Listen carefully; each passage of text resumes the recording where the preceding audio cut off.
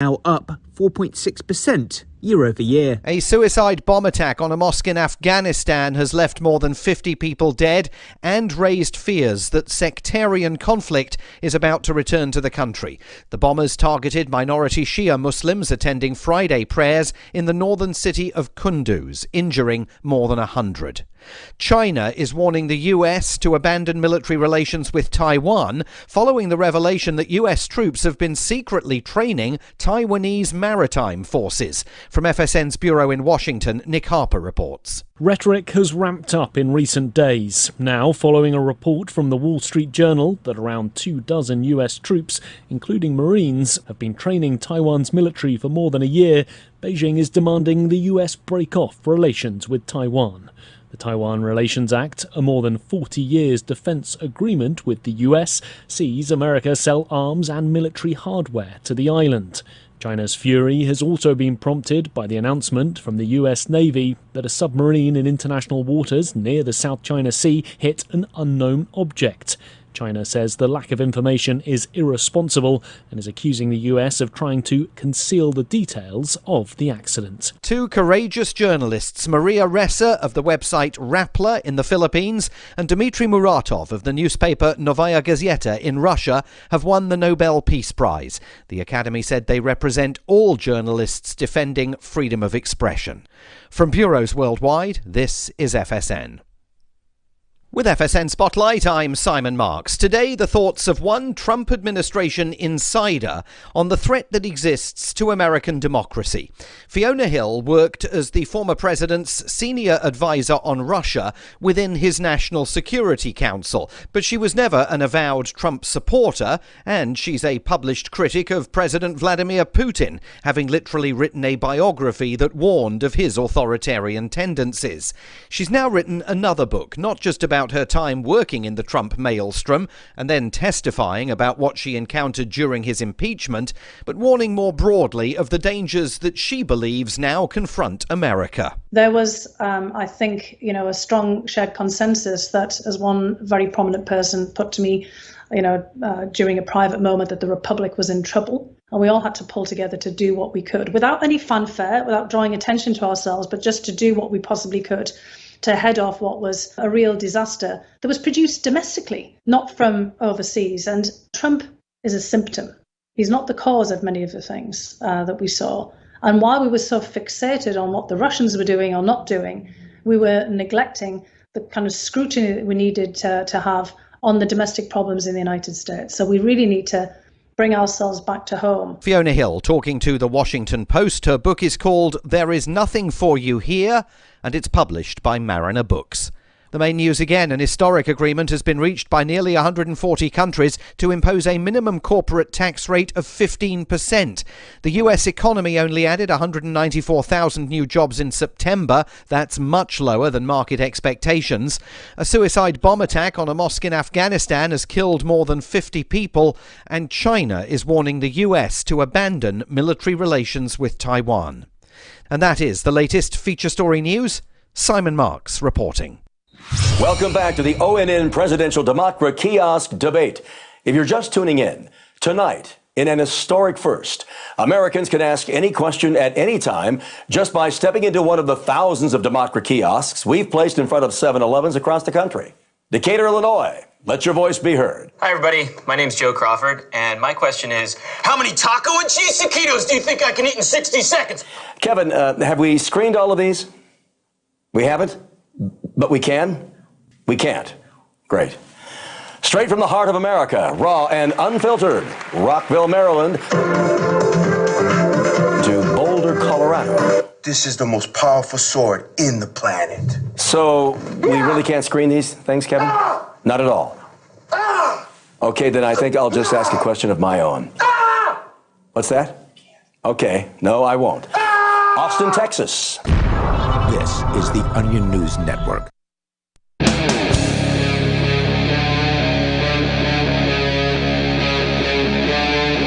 Free Talk Live.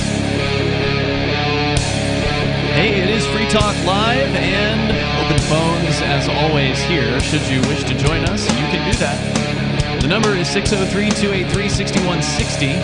That's 603-283-6160. On the way here tonight, we can talk about lucid dreaming, something I wish I did a little bit more of. It's a bit of a trick. I've only ever done it on accident, and then it kind of wakes me up. Well, isn't that then not lucid dreaming because you didn't do it intentionally? I don't think so. Like, if you start dreaming and you're like, well, I can control this, and then you start doing it, you can do it, but sometimes it wakes you up. Is that the difference? Okay. Yeah, any point at which you are controlling the dream is now a lucid dream. You may not have started that way, but you can. There are certain like triggers that you can notice that might allow you to realize that you're dreaming, and it's kind of an interesting subject. So we could talk about that. When I was a kid, can I tell a story? Yeah, sure. By the way, let's introduce ourselves. I'm Ian. It's Bonnie. And Chris. And what were you going to say, Bonnie? When I was a kid, I started, I was like dreaming that I was sitting at a table, and I realized I was dreaming, and I was like, that means I can have ice cream, and ice cream appeared, so that was cool. Do you remember what flavor? Not really. It was kind of like a big bowl of lots of ice cream. Dream ice cream. Yeah, that's awesome. So let's talk about a nightmare first, which is the OECD. Not an organization you hear a lot about. That's because they are a high-level governmental group called the Organization for Economic Cooperation and Development. Sounds like a good thing, right? Like, oh, yeah, who wouldn't want to cooperate and develop economically? That sounds great. But no, what they're doing is they're deciding on a minimum corporate tax rate. And this is apparently 136 countries, if I've got the number correct here. Yeah, 136 countries, which is representing more than 90% of the global gross domestic product. So these are the biggies, right? These are big, mega countries that are involved in this. According to the story here from CNBC, the group of developed nations agreed to a global minimum corporate tax rate of 15%. Is America one of the countries? Yeah, I'm pretty sure they're in here. In fact, Janet Yellen, I believe, is quoted later on. Which is interesting because, like, isn't it currently state by state corporate taxes? You mean nation by nation? No. Within the United US? States, it's state by state the corporate taxes, I believe. Isn't there a federal one? I don't. You're the one running a business. I know here, that's what I'm saying. I don't think there is. There's no federal corporate tax. I think it's state by state. Huh? Yeah. What is it in New Hampshire? I don't know. It's less than New Jersey. Okay, but I don't know. It's a good question. These are it's interesting. It's like I have some rough idea, but I have an accountant that deals with that stuff, so I don't actually, and he doesn't tell me like the details. He just takes care of it. He takes care of it, and it's like if you ask him a question, he gives you this roundabout answer that doesn't explain what or doesn't answer the question, and it's like okay, so like I'm kind of left in the dark. Like I have some idea, but it's like a lot of times I don't actually know the details of what is it that I'm paying and why or how, and it's like, and I trust the guy, he's doing a good job, I think, but it's almost like do you want me to be ignorant so that if anybody ever audits us, I don't know anything? Is that your objection? That's scary. What if he's stealing? He's not. I mean, I have control over all of the, you can monitor. I mean, I see the payments coming out of our bank account and they're being taken by the IRS. So it's like, but yeah, it's yeah. Well, now the landmark deal agreed by the 136 countries and jurisdictions representing 90% of GDP will also reallocate more than $125 billion worth of profits from around 100 of the world's largest and most profitable MNEs to countries worldwide. What is an MNE? Does anyone know? No. I'm guessing, Chris, you have no idea. Otherwise, you'd be answering, right? I don't. MNE. What is it? At least I don't think. Modern English? No, that's not it. Multinational enterprise. That's got to be it. Multinational enterprise. So they're going to redistribute $125 billion of profits from 100 of the world's largest multinational enterprises to countries worldwide. That means governments. That's what country means there. It's so crazy because you can even have a small company. I mean, well, with all the red tape, it's harder and harder to do. But in theory, you can have a small company with a couple of employees and still have it be an international enterprise with multiple offices in different countries in order to cater to different markets. Well, these are the world's largest. So and is there a dollar amount that determines that? Maybe. They're, quote, ensuring these firms pay a fair share of tax wherever they operate and generate profits, said the OECD. Of course, we all know that there's no such thing as a fair share of tax because taxes are theft and taxes are extortion, and there's no fair amount of extortion. But this is pretty disturbing stuff. Like, this is like global government. It's interesting that the countries' governments are agreeing to this, not the companies. Sure, of course not. They don't have to sign anything, or they don't get to sign or review any paperwork. I mean, what I kind of wonder then is what happens when, okay, so it's 137 countries. There's like 200 countries. What happens when those other countries that don't agree to this, wouldn't you just move your corporate head office there as opposed to one of the ones that do? Yeah, if you were all of a sudden told you have to send 125 billion, obviously it's not all going to come from one company, but if you're told you got to send $10 billion over to all these different governments all around the world that previously you didn't have to pay taxes to, you might decide, okay, well, let's see, which countries aren't restricting people in this way? Oh, the Bahamas? I don't know. I'm just picking one, right? I don't know. Right. Some nice island nation I can move my my manufacturing facility to, and my head offices or whatever. All right, well, I guess we're just going to do that, and then those countries will become more economically strengthened because then they'll get some major players, right? Yeah, I mean, you would think that a country that has what they like to refer to as a loophole or some sort of tax benefit would be against this, right? So why would those countries partake? Now, what's interesting is I think it was Ireland is one of those countries, but they appear to be signed on to this. So I don't know. Maybe they got all the countries with those types of loopholes on board. I have no idea. Well, but it does then beg the question of, well, okay, that does incentivize somebody who hasn't signed on to become a tax haven. I don't know if that's the right word here, but sure, something of that nature. Yeah, well, anything less than 15% would be a very ideal kind of place for people to look at. The breakthrough comes after some changes were made to the original text, notably that the rate of 15% will not be increased at a later date, and that small businesses will not be hit with the new rates. This helped Ireland, longtime opponent of raising corporate tax rates, to get on board with the plan. Hungary, another long-term skeptic about a global tax deal, also changed their mind after receiving reassurances that there will be a lengthy implementation period. Countries now have to work out some outstanding details, so the new deal is ready to kick in during 2023, which means you've got time. If you, obviously things move a little slowly when it comes to corporations making big decisions like moving headquarters, but we just saw in the news that Tesla is moving from California to Texas. Brownsville. Those types of decisions are probably going to be sped up because remember, a lot of these they're on paper. So it's not like it is a ton of work to migrate your headquarters to another country. So I don't know. It seems like a manufacturing facility is a little bit more of but they're not. task. That's not what they're talking about here. They're talking about the paper headquarters, and that's not hard to move. So it kind of makes you wonder if this is not all just for show anyway. I don't know. I mean, I presume, Chris, that they would be able to tax you as long as you have a legal nexus in that country, right? Like if you have an office, like for instance, Google is regulated by any government where they have any kind of employees in those legal jurisdictions. So there's truth to that, but the way this it's sort of it's a tax avoidance, it's not tax evasion, but the way this tax avoidance type of scheme works, and again, not my choice of words calling it a scheme, but sort of is, but it's kind of a government created scheme. Is basically effectively that they have some sort of intellectual property that they move to a corporation. So think of it, for example, like this. Let's say I have, I'm McDonald's, right? There's McDonald's all over the United States, and a lot of those are licensed. So those licensing fees, the corporation owns the intellectual property for in, say, the Bahamas, and Bahama has a low corporate tax. So all the profits go back to the Bahamas, right? So that's how that works. So even though there's physical buildings here and there's some taxes like sales taxes and things that get collected by the McDonald's, the corporate tax wouldn't. Well, U.S. Treasury Secretary Janet Yellen's happy about this. She says it's a, quote, once-in-a-generation accomplishment for economic diplomacy, and applauded the nations who decided to end the race to the bottom on corporate taxation. So this is like, to them, this is like holding the line, stopping countries from competing on this aspect to try to attract businesses by lowering corporate tax rates. More coming up here in moments. You can share your thoughts. It's Free Talk Live.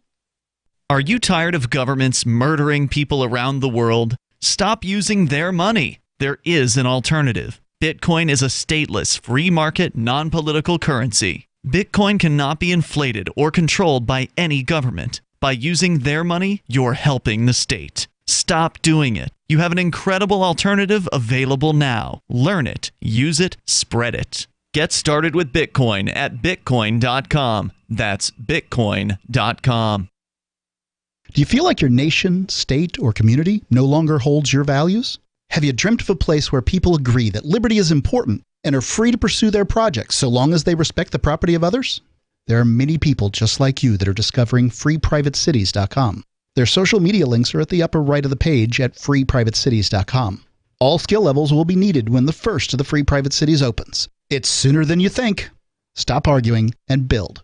freeprivatecities.com.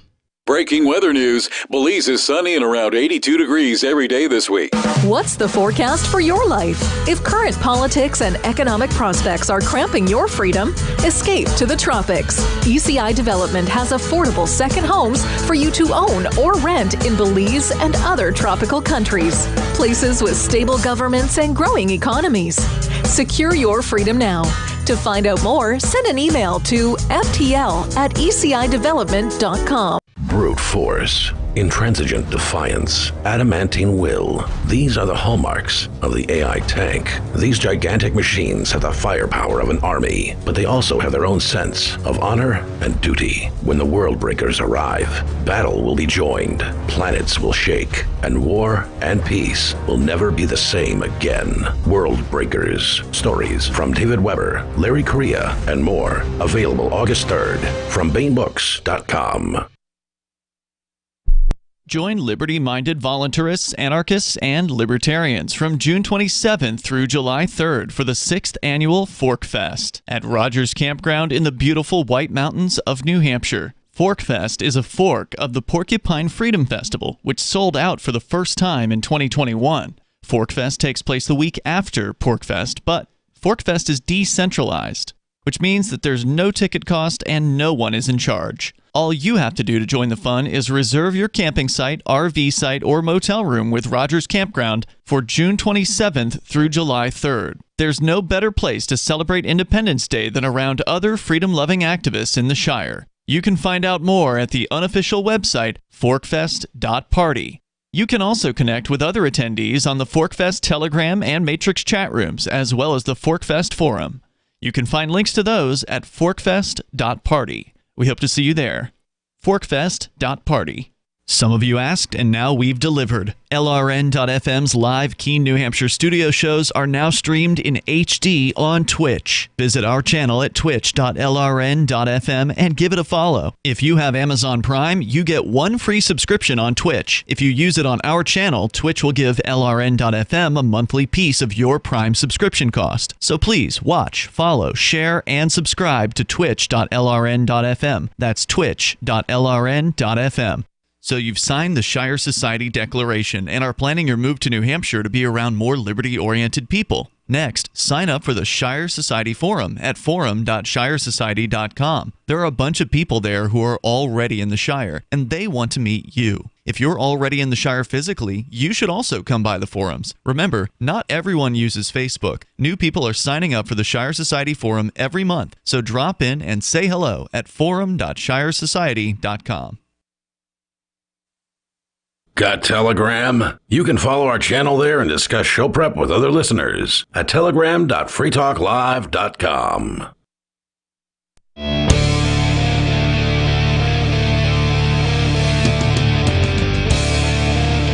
It's Free Talk Live. The number here is 603-283-6160. That's 603-283-6160. We're talking about a disturbing story that is, arguably the beginning of a global government. They've had the United Nations for a while, but that's ultimately seems like just a group of countries arguing about stuff. In this case, they've come to a pretty significant agreement. 136 gangs, because that's ultimately all that a country or a nation or government is. It's just a criminal enterprise. So 136 criminal enterprises met and came to an agreement saying that they would have a minimum corporate tax rate of 15%. And this is going into place as soon as 2023. So it's going to have some time it's going to take to roll this deal out. But one interesting aspect of this kind of goes against what you were just saying, Chris. A moment ago, you were explaining that if a company like McDonald's and we're totally speculating. We don't know where their headquarters is, but presumably it's in the U.S. But if it were in like the Bahamas or something, then the profits coming into the corporation, not the franchisees, those would be separate, probably incorporated in Delaware or wherever, but the profits that were sent to the headquarters based in the Bahamas would only be taxed by the Bahamas, and so that's why they would be located. Right, and it has to do with the licensing, so the trademark, because the people who run McDonald's are not the people who own the logos, right, and how it operates and things. The franchisees don't own. Right. But now, according to the story here at CNBC, this deal between the 136 criminal enterprises marks a shift in tax policy because it not only imposes a minimum corporate tax rate of 15%, but it also forces companies to pay taxes where they operate, not just where they have their headquarters. Which still seems weird to me, because if somebody is in the Bahamas and they license something to somebody in the United States, isn't that taking place in the Bahamas still? I mean, but it sounds like they're going to change the rules it's where the franchisee or the licensee is, as opposed to where the license the person who's doing who is selling. Or if we're not talking about a franchise, we're talking about, let's just look at corporate, right? Because franchise gets a little bit different, because now you're talking about different corporations working together. It's a little bit different. But let's look at a corporate store. Right. If the headquarters is based in the Bahamas, but they've got a store in New York, then they're paying the U.S. tax rate. Not necessarily, because basically the way it's set up in that case is that you pay a fee to get a different. So there's like corporate A in the Bahamas, and then there's corporate B, which are essentially the same entity, but they're legally separate entities. And corporation B basically pays a fee to corporation A in the Bahamas that is effectively whatever their operating, profits are or would be. So they end up with no profit in the United States for corporation B. So you end up paying no or very little corporate tax in the United States with corporation B, because it's been. It's a sort of like a scheme, to minimize your taxes. But like Bonnie said here, they may be trying to stop that. In fact, it sounds like they're trying to double dip, like get the 15% in the U.S. and the Bahamas. Yeah, why wouldn't they? They do. It absolutely is. They're trying to stop that. Yeah. Did they already change it, or are they seeking to change it? This is happening now. They've come to the agreement, basically. However, as they point out, the exact formula for working out how much companies will owe across the various jurisdictions is one detail that still needs to be finalized. So they still don't have everything ironed out at this point. And again, they're saying this may take until 2023 before the agreement actually kicks into place.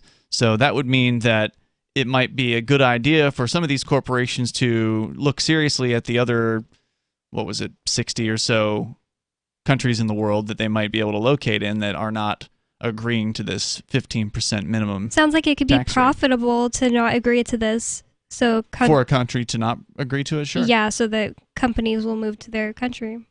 Now, who knows what they're holding over these countries' heads, how they were able to persuade them to sign on to this. But the announcement from the international gangsters came about partly because of the coronavirus pandemic, which renewed a need for so-called fairer taxation, given the governments are scrambling for new sources of funding. The governments really think that they need more money because of the COVID-19 times when they took way more money than normal. Anytime there's an economic downturn, what you'll find, Bonnie, is that the government gangsters, they don't reduce their budgets. That's just so stupid and annoying. Like when in the middle of the COVID stuff at the beginning of 2020, I went and tried to use a $2 manufacturer's coupon at H-E-B, which is like a huge corporation in Texas. It's a grocery store. It's a grocery store, like a huge chain. They were one of the only places allowed to be open type of thing. And I was just like, oh, hey, like I was at self-checkout, called someone over. Can you get this to go through? Because they normally used to just be like, oh, let me push it through. And it's a manufacturer's coupon, so it should work. Should just scan, right? And they're like, due to the COVID stuff, we're not pushing through any coupons. I was like, really? Due to the fact that you guys are getting more money than ever, you're not giving me $2 as a paying customer? I don't know. That's just kind of a littler version of what the governments are claiming. Oh, because of COVID, where they made a whole bunch more money, Well, we need more. The people aren't making anything extra necessarily. Like, a lot of people have lost their jobs. A lot of people have lost their business. I know. But what just happened here recently in Keene, you probably got one of these, Chris, a letter from the Keene government saying that they've reassessed the value of your property. Did it go up? Yes. Mm-hmm. Yep. So did the church's property as well. Yep. In fact, the property that houses the Bitcoin embassy went up quite a bit. It went up like a good chunk, like 25%. And wow. Yeah. And so this house that has a studio did not go up as much, but that one went up a big chunk. And so right now, the city of Keene is saying, we want more money. Not only that, with the same amount of budget, which is already too high, would have been enough, but no, now they're increasing tax rates across the board on every single property owner, which is how they get their money, right? Like, there's no sales tax here in New Hampshire, so that's it. Actually, humorously, the tax rate's going down, but the amount of money that they're getting out of going down? Yeah, the rate's going down. In Keene? Yeah, that's my understanding. The rate's going down, but because the value of the prices are going, the housing values are going up, the smaller percentage results in more money for them still. I know what you mean. You're talking about because the state cut property taxes. That's why But it's not going to make a really big difference to people who live in Keene because Keene the rates kind of arbitrarily decided people's houses are worth more. I don't remember them coming and asking to look at our foundation of our basement and make sure it's not cracked and stuff like that. No, they don't. They just look at the numbers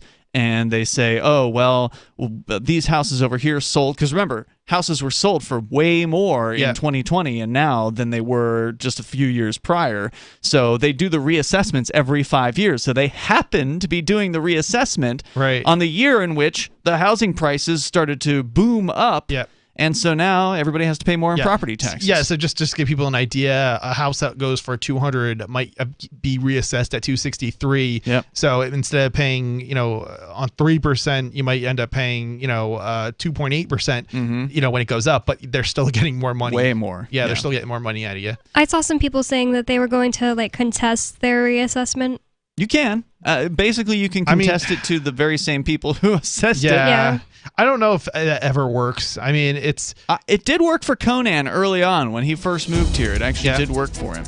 And I think that ultimately you can take it to the Supreme Court or the maybe not the Supreme Court, but maybe it's like the Superior Court or something like that. I think there's another level of appeal that you can go beyond just like the Housing Board. I could see the Superior Court maybe. 603-283-6160. You can join us coming up here. Bitcoin, is it going to be legal in Brazil soon?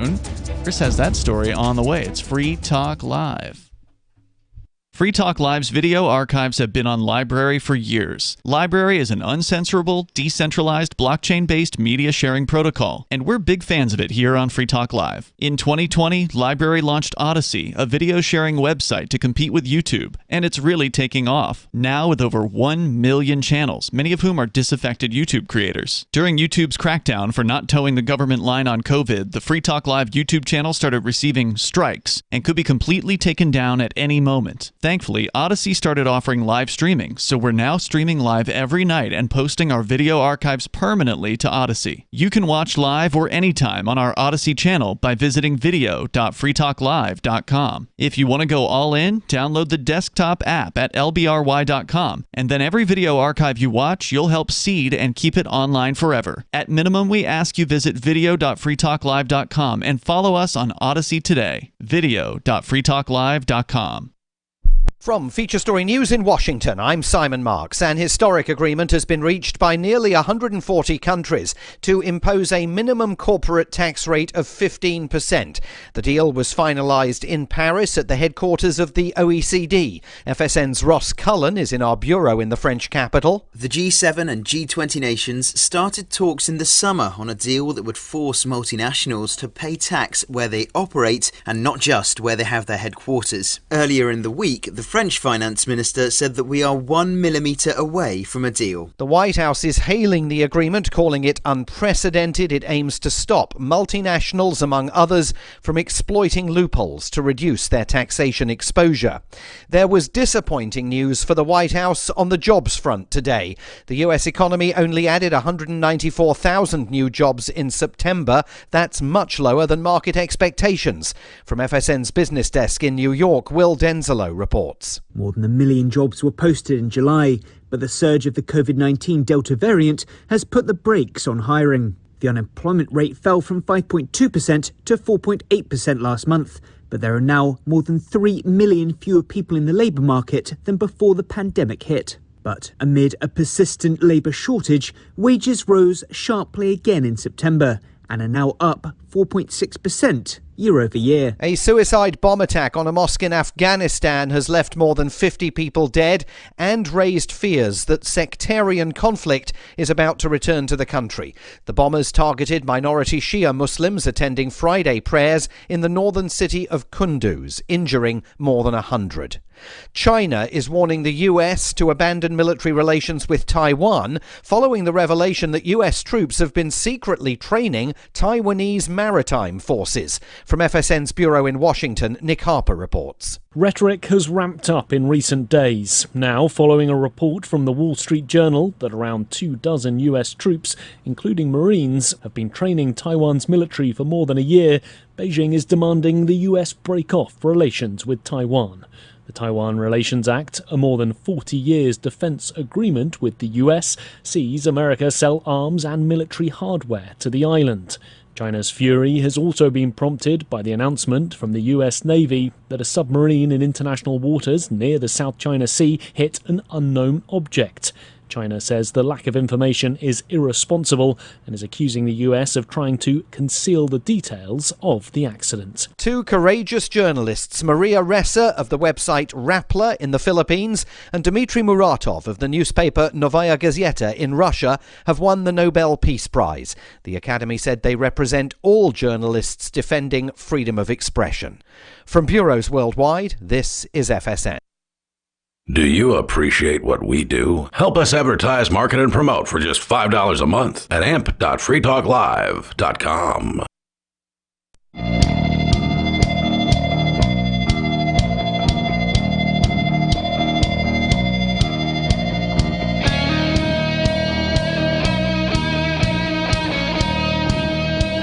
This is Free Talk Live. You can bring up anything you want. The number here is 603-283-6160. That's 603-283-6160. We're just talking about this global corporate tax. I'll put global in quotes to some extent, but 136 criminal enterprises, national criminal enterprises have agreed to the 15% minimum corporate tax, and that is apparently going into effect in 2023. You know, it makes me wonder if the World Economic Forum is behind this or, you know, involved in pushing this. You familiar with who the World Economic Forum is? I am a little bit. Yeah, they're this group of government goons and corporate goons. What is it called that they want to push? Not the new normal. Great Reset. Oh, yeah. Well, of course, they use terminology like the new normal. They're part of that whole push.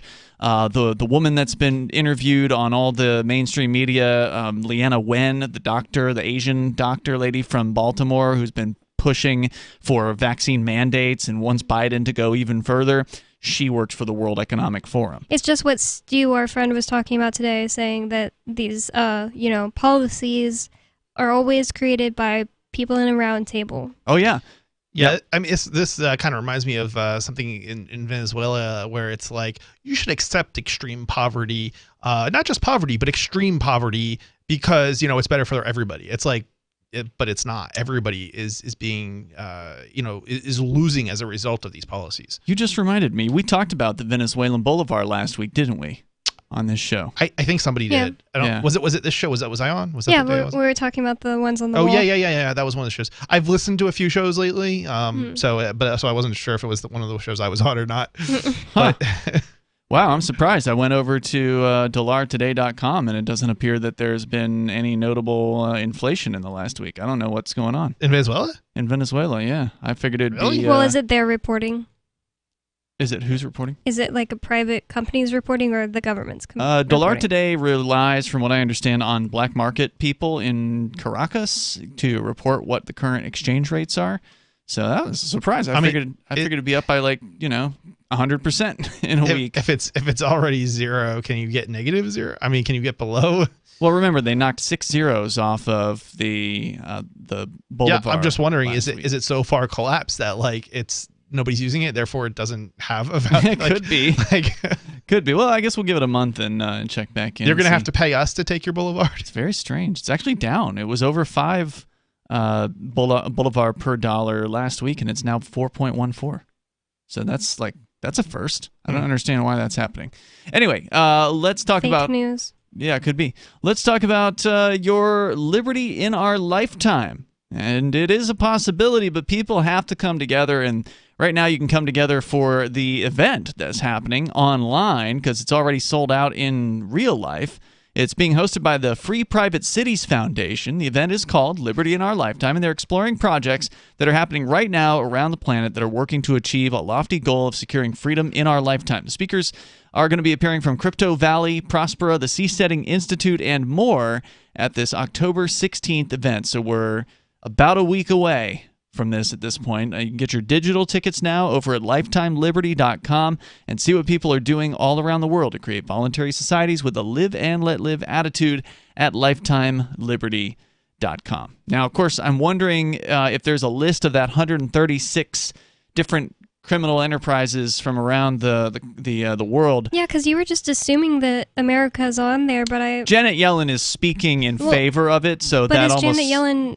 I thought she was... She works for the U.S. government. She's the Treasury Department. I was thinking IMF. If I'm not mistaken, the people who are negotiating these deals are effectively working for the government in those types of positions where they negotiate on like trade and stuff like that internationally. And one of the problems with these deals is that effectively, like, they're the what is it? I think the Congress is effectively kind of forced into agreeing to them once they've been negotiated by the government bureaucrats. Yeah. So it's like it's the system is messed up. You definitely do not want to have a world government like this because it just ends up hurting you mostly.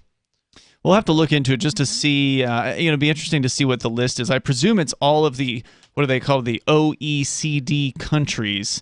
Yeah, I suspect you're right. Yeah, because just because Janet Yellen is saying it's a good idea, that could be her argument to try to get Congress to agree, because I haven't heard about, Congress voting on blah, blah, blah. No, Congress didn't have to vote on it, I guess. Oh. Well, I think they will, but it's kind of like it's like one of those must-pass things. Like you don't get the choice; you just get to vote yes or no. And of course, you can't vote no because then you're not included in the club anymore. And so the Congress critters just always vote yes. So it's it's terrible. But that's how at least in the United States, that's how that works. Okay, there are apparently only 38. It was just strange. So there's only 38 member countries in the OECD, and one of them is the United States. So it's on board here, but how did they get the other 100 and change to agree to this? They're people that they always tell them what to do or something. Well, maybe so. And we're going to tell them to say yes too. I thought there were different bodies, like the top 38, and then the top 7, and then the top 100 or something like that. Could be. I haven't looked in detail at this.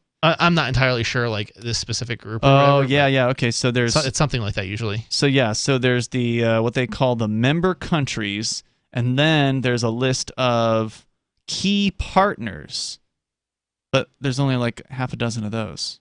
And then there's a list of candidates for accession, which is blank at the moment.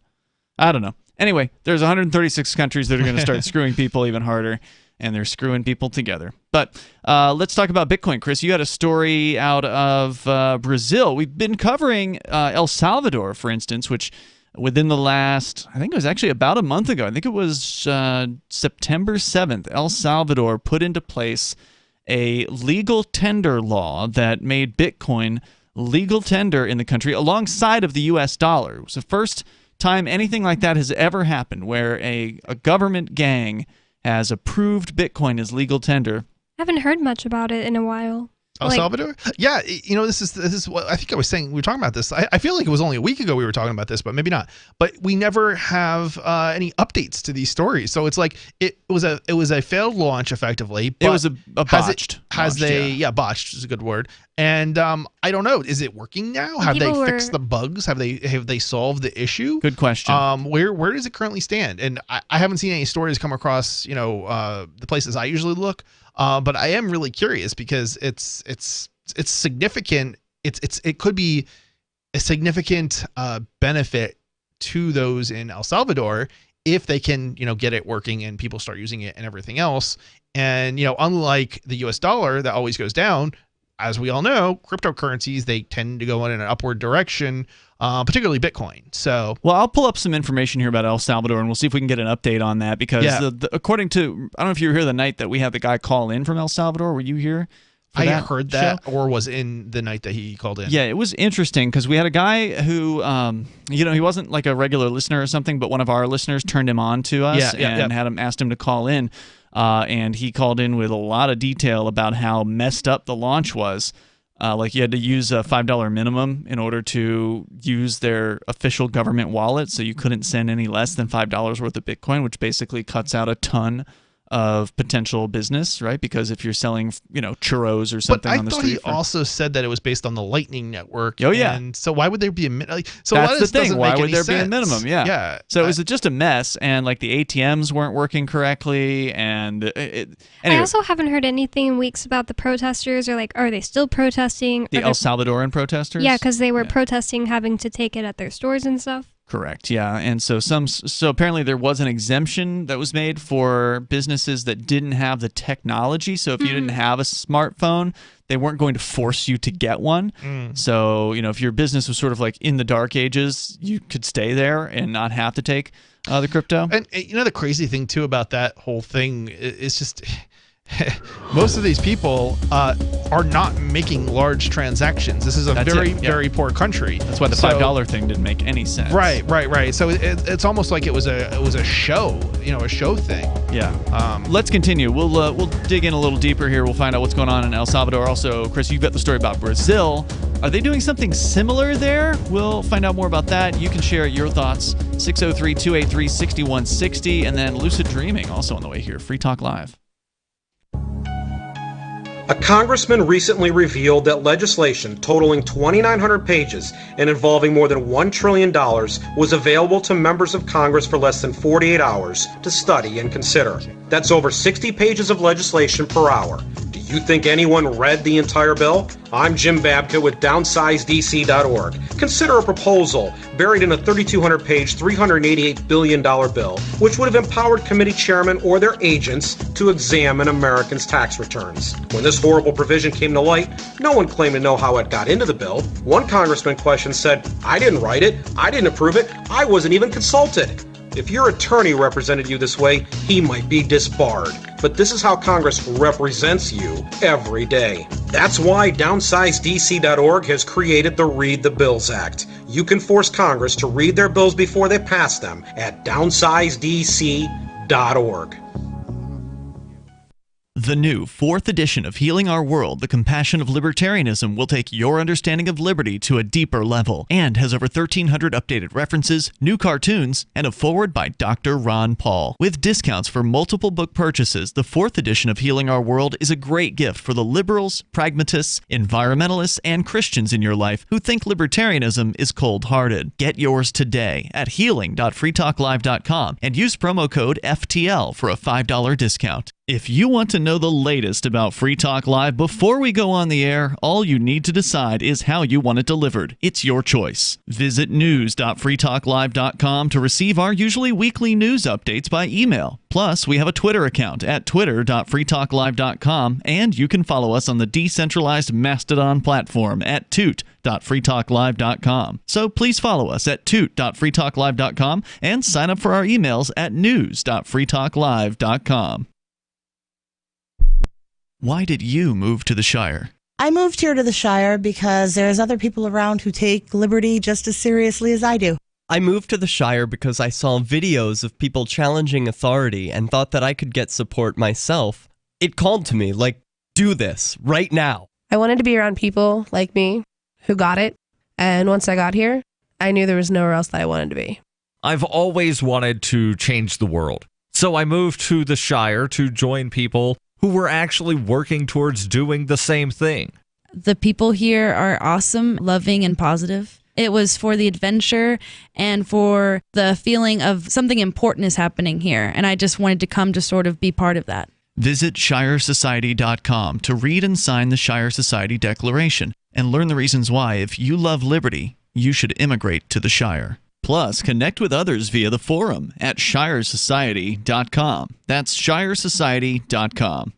The LRN.FM social media channels have been revamped. We've eliminated Facebook and focused on other platforms like Twitter and Mastodon, the decentralized alternative to Twitter. On our accounts, you'll find posts from multiple LRN.FM show hosts together in one place. Follow us on Twitter at twitter.lrn.fm, or better yet, move to the decentralized Mastodon social media platform at toot.lrn.fm, toot.lrn.fm. I think you'll like it. How many lawyers does it take to change a light bulb? None. They'd rather keep their clients in the dark. There are too many lawyer jokes to count. However, there are some lawyers with more noble intentions. At the Institute for Justice, we bring the light to our clients. We are a non-profit public interest law firm with clear values and principles. At IJ, we fight for those whose most basic rights are denied by the government. Visit our website today at ij.org. Our Matrix server is about as free as internet chat can be. Join the existing rooms or create your own at chat.freetalklive.com.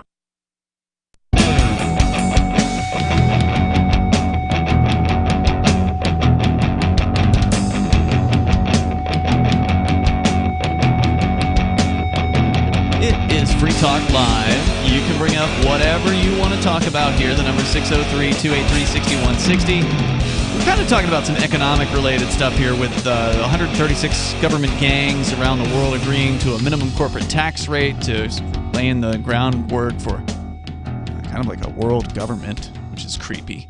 Of course, that's something they've been working towards for a very long time. Also, Brazil is now looking at allowing Bitcoin to become currency, which is a little different than calling it legal tender. We'll talk about that coming up here in a moment. But speaking of Bitcoin, you can go to bitcoin.com and learn about cryptocurrency like Bitcoin and Bitcoin Cash. This is some of the most important information to absorb, I think, in our lifetimes, to get a grip or a grasp on some of these new concepts for money, because cryptocurrency does have some new ideas. It's decentralized, and that's like kind of a first. It's cryptographically secure. It's distributed. So you need to learn a little bit about it, get the basics down. You can do that by clicking on Get Started at the top of the page over at bitcoin.com and watch the first introductory video there. I think it'll take you all of 3 minutes of your time. And then you'll have at least a basic grasp of what is it that makes crypto different and special, and why is it such a revolution or evolution to the financial world. That I think will you can learn over at bitcoin.com. Just click Get Started. Now, if you're not brand new to crypto, you can go and get the latest news headlines thanks to bitcoin.com. They've got a great news site over at news.bitcoin.com. It keeps you up to date with the headlines, the news from the world of cryptocurrency. And it is an interesting world. Chris, you had a story tonight. I do. Regarding Brazil and Bitcoin acceptance. Yeah. So this story is coming from Yahoo Finance, I guess, or Yahoo News. Bitcoin set to become a legal payment in Brazil. What I'm interested in is finding out what they mean by legal payment in Brazil, because is it legal tender? And then, of course, does every country have that? Yeah, I never heard them call it legal payment when they were talking about El Salvador. They said legal tender. They specifically talk about legal tender with El Salvador. Yeah. Let's see what they have to say. Brazil Federal Deputy Ario has revealed that Brazilians could soon be able to buy houses, cars, and even McDonald's with Bitcoin. What I'm a little confused about is, weren't they already able to do that? Yeah, that's ultimately the question here. It sounds like he's suggesting that to use Bitcoin previously or currently would be illegal in Brazil until whatever this thing is passes. I'd be surprised if they did not have people using it and machines already and everything for, like, I don't know, the last decade almost now. Right. The South American nation is preparing to vote on a cryptocurrency regulation bill, which is expected to be presented to the plenary of the Chamber of Deputies within the next few days. We want to separate the wheat from the chaff, create regulations so that you can trade, know where you're buying, and know who you are dealing with. it sounds like a little bit broken English here. But yeah, so it sounds like it has to do with regulations and like maybe they're talking about kind of like more trading kind of stuff. Whereas right now maybe it's less clear as far as like what the law is on that kind of thing. That could be because we know there are a lot of businesses like banks, for instance, here in the United States that were hands off when it came to cryptocurrency because they were specifically waiting for the government gang to give them the go ahead. Right. Even though it might have been legal for them to do things with crypto, they're just so highly regulated and they're so afraid to touch something without the government saying it's okay. Yeah, it kind of sounds like the way they're wording it. It's kind of like New York was in the early days, and then they created a bit license or something. Yeah, and they ran a bunch of Bitcoin businesses out. Oh yeah, after they did that. By the way, I did check since you were curious, Chris. I went to the Coin ATM Radar, which allows you to see where different Bitcoin vending machines and ATMs are located, and Brazil has over 20 various different locations. So apparently in the capital there alone, there's 11 of them. So yeah, you can already go and get Bitcoin. It sounds like it's kind of like a clarification of the law. It's sort of like moving from a unregulated Mt. Gox type situation maybe to now the exchanges have to follow these rules. And maybe kind of get and maybe I guess the implication is that it gives confidence to the people using those exchanges in business. It's kind of I think the argument for it. With this asset, you will be able to buy a house, a car, go to McDonald's to buy a hamburger. It will be a currency in the country as it happened in other countries. Which, the fact that they're saying countries as opposed to country, because only El Salvador has it as legal tender. Right. And by the way, El Salvador has over 200 Bitcoin ATM or vending machine locations. So there's way more. El Salvador is like now the number 3 country on the planet for that. El Salvador is small in population relative to Brazil. So, what's the number 1 country on the planet for that? I'll have to pull that back up. That's a good question.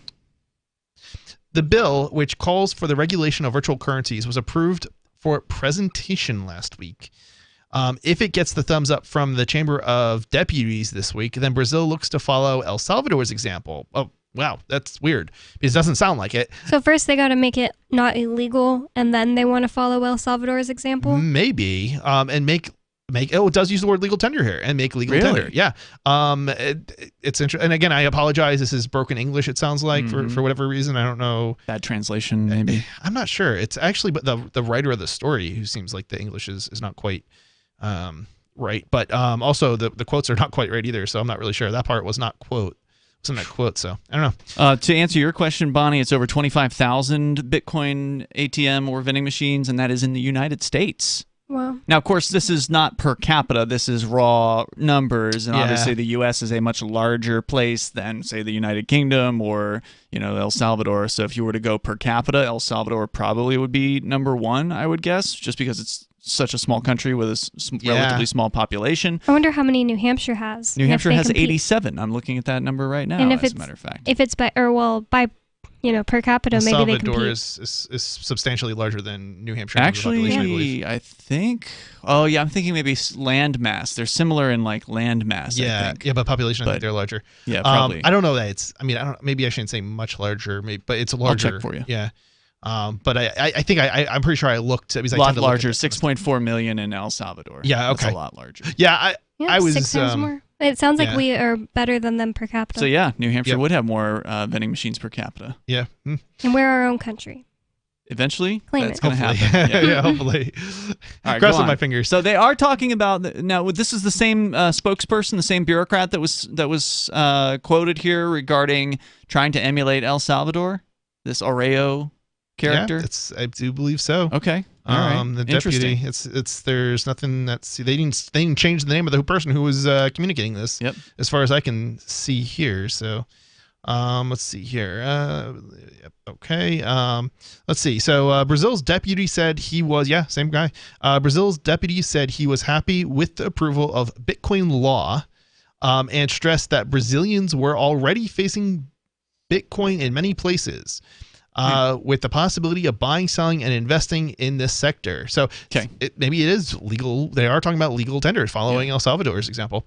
Interesting. However, hopefully they don't follow El Salvador's example in the way in which it was rolled out and mandated. Yeah, that was the wrong choice. That was a mistake, undoubtedly. You should not be forcing this on people, but you should be making it easy. And it sounds like El Salvador was sort of trying to make it easy for people to not have to worry about things, but at the same time, they were forcing it on people, and that was not acceptable. Using violence to achieve your objectives is just not the answer. At least that's what I believe, and I think that's what everybody here believes. No, I agree with you there, and that's really such a sad part because there's so many Bitcoiners out there who were cheering on El Salvador, who saw what El Salvador was doing as a good thing.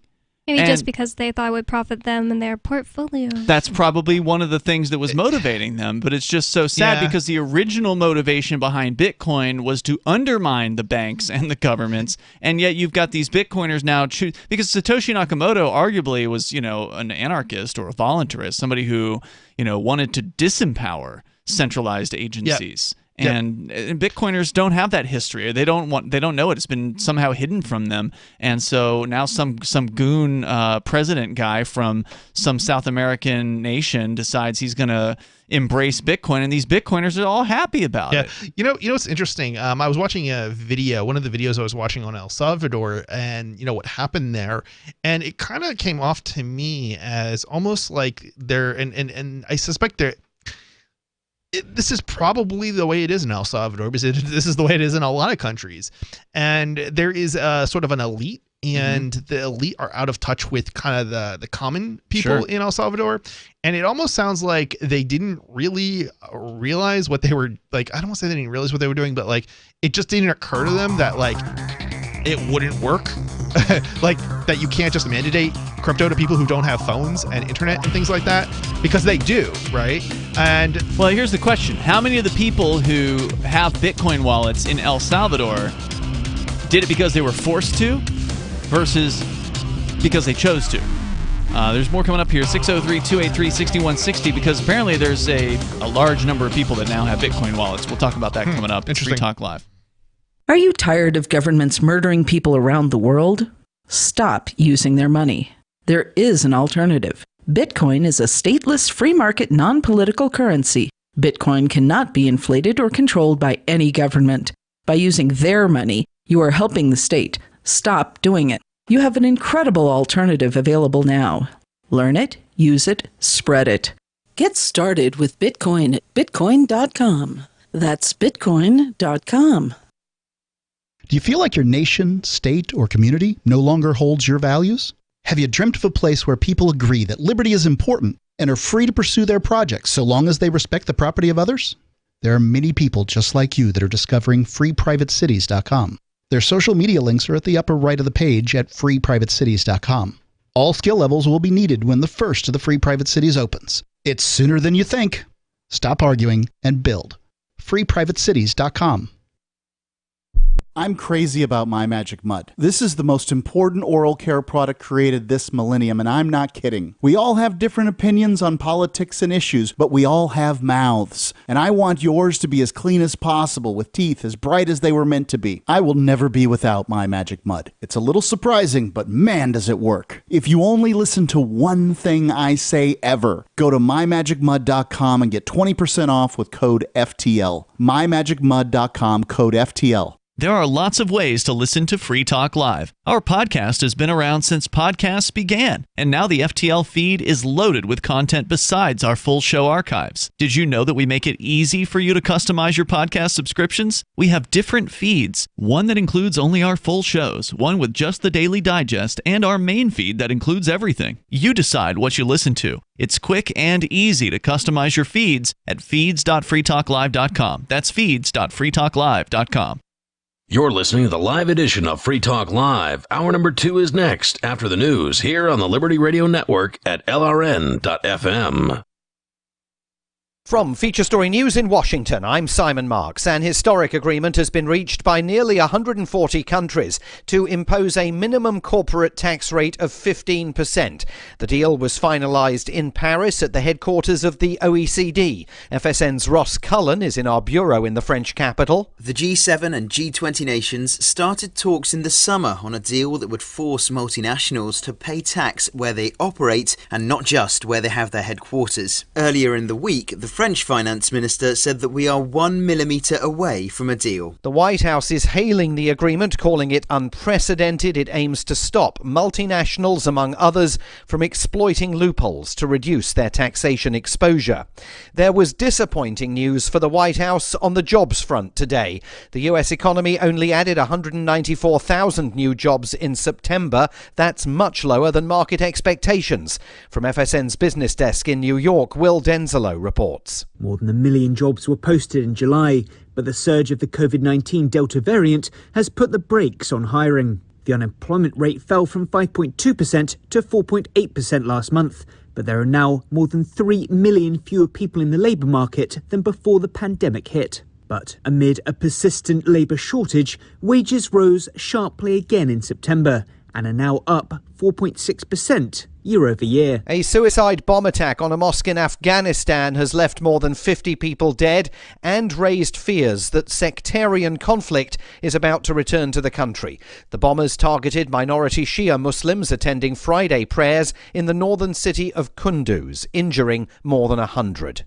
China is warning the US to abandon military relations with Taiwan following the revelation that US troops have been secretly training Taiwanese maritime forces. From FSN's bureau in Washington, Nick Harper reports. Rhetoric has ramped up in recent days. Now, following a report from the Wall Street Journal that around 24 US troops, including Marines, have been training Taiwan's military for more than a year, Beijing is demanding the US break off relations with Taiwan. The Taiwan Relations Act, a more than 40 years defense agreement with the US, sees America sell arms and military hardware to the island. China's fury has also been prompted by the announcement from the US Navy that a submarine in international waters near the South China Sea hit an unknown object.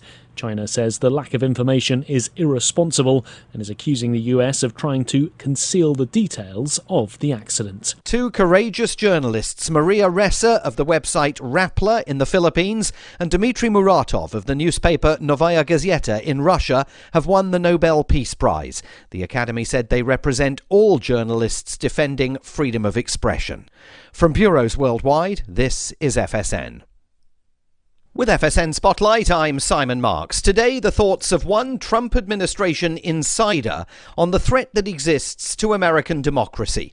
Fiona Hill worked as the former president's senior advisor on Russia within his National Security Council, but she was never an avowed Trump supporter, and she's a published critic of President Vladimir Putin, having literally written a biography that warned of his authoritarian tendencies. She's now written another book, not just about her time working in the Trump maelstrom and then testifying about what she encountered during his impeachment, but warning more broadly of the dangers that she believes now confront America. There was, I think, a strong shared consensus that, as one very prominent person put to me, during a private moment, that the Republic was in trouble. And we all had to pull together to do what we could without any fanfare, without drawing attention to ourselves, but just to do what we possibly could to head off what was a real disaster that was produced domestically, not from overseas. And Trump is a symptom. He's not the cause of many of the things that we saw.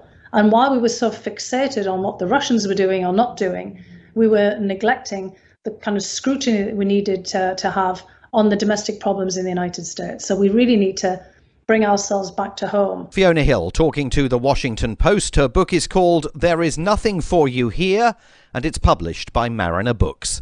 The main news again, an historic agreement has been reached by nearly 140 countries to impose a minimum corporate tax rate of 15%. The US economy only added 194,000 new jobs in September. That's much lower than market expectations. A suicide bomb attack on a mosque in Afghanistan has killed more than 50 people, and China is warning the US to abandon military relations with Taiwan. And that is the latest feature story news. Simon Marks reporting. It's a landmark day in the March for Equality here in America. Congress passed the Casinos for Fairness Act today, which gives every mistreated group in America the right to open a casino. It worked with Native Americans. It will work for the rest of the country. If our society has kept you down, you will get a casino to pull yourselves back up. Veterans will also have the right to open a casino as a replacement for costlier benefit programs. I think it'd be nice to have a casino. I mean, I'd rather still be able to walk, but, you know. While the majority of the country is hailing the Casino Act as a step forward, many Native Americans are objecting to the law. We are still the most disadvantaged group in America. So all that we ask is that we be allowed to open whorehouses and start legally selling cocaine. The bill raised the question of whether immigrants should be allowed to own casinos. After much debate, the legislature decided that they would not, but they will be able to sell sliced mango on the street without a vendor license. This is the Onion News Network.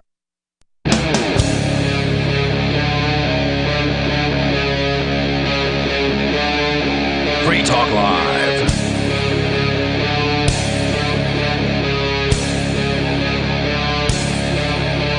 It is Free Talk Live. We're kicking off the second hour of the program. Phones are open for you. If you want to join us here, the number is 603-283-6160. That's 603-283-6160. We've been talking about global cryptocurrency, or specifically Bitcoin adoption. Of course, El Salvador, I think almost exactly a month ago, started their program to kind of mandate Bitcoin acceptance. Well, the law said it was a mandate. The law says it's a mandate, but the president specifically said that it wasn't a mandate, that it wouldn't be enforced. Now, of course, that could change. That's totally normal. That's fine.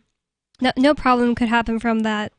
Well, obviously they can lie, and they can say one thing and then do another. And they can start doing something else years down the road. The thing that the governments tend to do is they'll say, oh, well, we'll pass the seatbelt law, but we won't enforce it unless we pull you over for something else. And then later they'll enforce it. Then they change it to because a first. Because what's even the point of that? The law doesn't say only if we pull you over for something else. So at first they'll do that to appease the masses. And then later it'll be, oh, we'll pull you over because of it. Well, in some states it is a secondary offense, meaning they can't pull you over for it, but then they can ticket at you when they do pull you over for something else. Well, that has changed in a lot of states, and in some states it has been made into a primary offense. So yeah, and your point is correct, Bonnie, that they can say one thing now, but the way the law is worded would allow them to completely change. Maybe this president leaves office and a different president comes in and he says, we're going to mandate Bitcoin for. And everybody's like, no, the last government or the last president said that he wouldn't do that, but it doesn't matter because that's what the law says. The reality, though, of course, is that if there's massive disobedience, you can't mandate anything, right? Like if you mandate the vaccine, but 50% of people just choose not to get it, you can't put them all in jail and all in camps. Yeah, I mean, there's a lot of pressure that governments unfortunately can put on people. But yeah, there absolutely you're right. is. You're right. And unfortunately, most people are compliant. And even if they're like, they don't agree with it, they're still compliant because it's like, well, what can I do about it? And sure. It's like, and well, if you want to do something about it, you need to be among other like-minded people, which is one of the reasons I'm in New Hampshire. So you can put up a resistance. It's kind of funny, like in an age where anybody can have an income online, people act like just so easily gave away their bodily autonomy for the job they have right now. Not You can't work without getting it. You can't have the job you have now. Like there are other places hiring. You can have online, forms of income. But I have to say, I think the most like-minded, at least to me anyway, individuals are people who thought about these things before they took their first job. And they did. And I have to say, like, I get how hard it was because I almost didn't start a business, for example, out of college. And like, when you say thought about these things, you mean thought about vaccine mandates? Because who would have thought that would happen? Not about vaccine mandates specifically, but the fact that somebody will have something to hold over you the rest of your life, or at least your working life, right? If you go and work for somebody else, right? And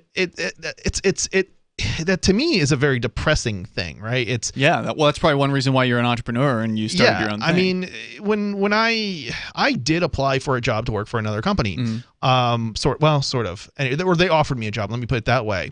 twice actually, and I turned it down. And the second time I turned it down was because it wasn't the pay. I mean, it was sort of the pay and it sort of wasn't. So what I did was I basically let them give me the top number that they would offer me, and then I asked for a little bit more, and their top offer was really their top offer.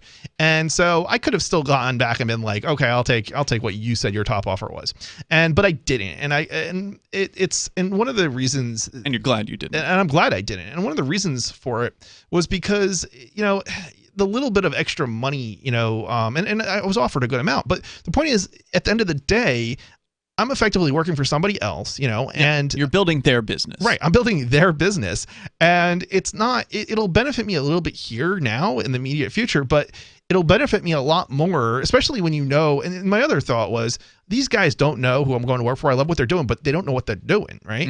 And it's like, I am not, the position I'm going to have, I'm not going to be able to fix the problem anyway. So it's like, I know I'm going to be out of a job probably in 8 months because they actually did pretty well. They're going to run out of money. They're going to run out, right, kind of. So, well, it was more complicated than that. But yeah, I mean, basically, there was a situation that I knew I'd be getting myself into, and it's like, at that point, at least the second time I was offered a job a couple years later.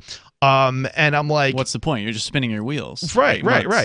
And I'm thinking, it'd be better off if I don't do that. And I actually did take a job working for somebody else, sort of. But it was a low pay job that basically just gave me enough time to build up my own business and to keep, to stay afloat. And so I worked like 30 hours a week as opposed to like, 40 hours, maybe 40 hours a week if I gotten like a real job, so to speak. And with decent pay. But as a result of that, but some of the things that were going through my head was, it's somebody else is going to have control over me effectively. And if I go this route and I keep going this route, I'm never really going to be free or happy. I'm going to be in this kind of this rut. And it's sort of just like with the government, and the government still has that kind of over me right now, but it's at yet another level. It's a level that I can avoid.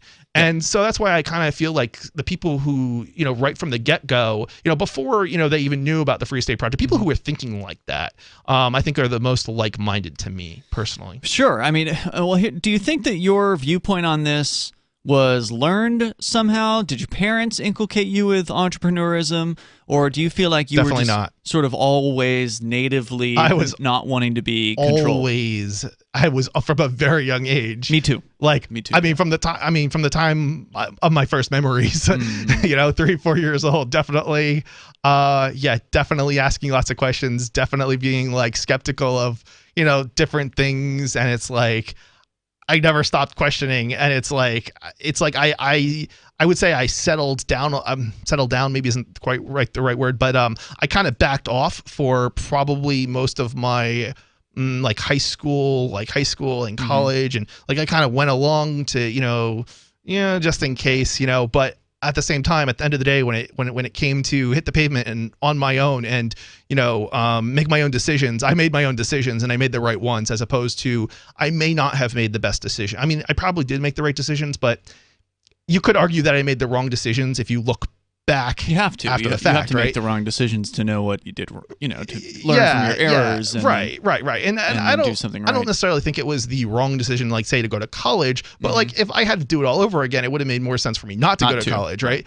Me too. But I don't necessarily think at the time that it was the wrong decision, in that I didn't know, like I didn't have, I didn't have.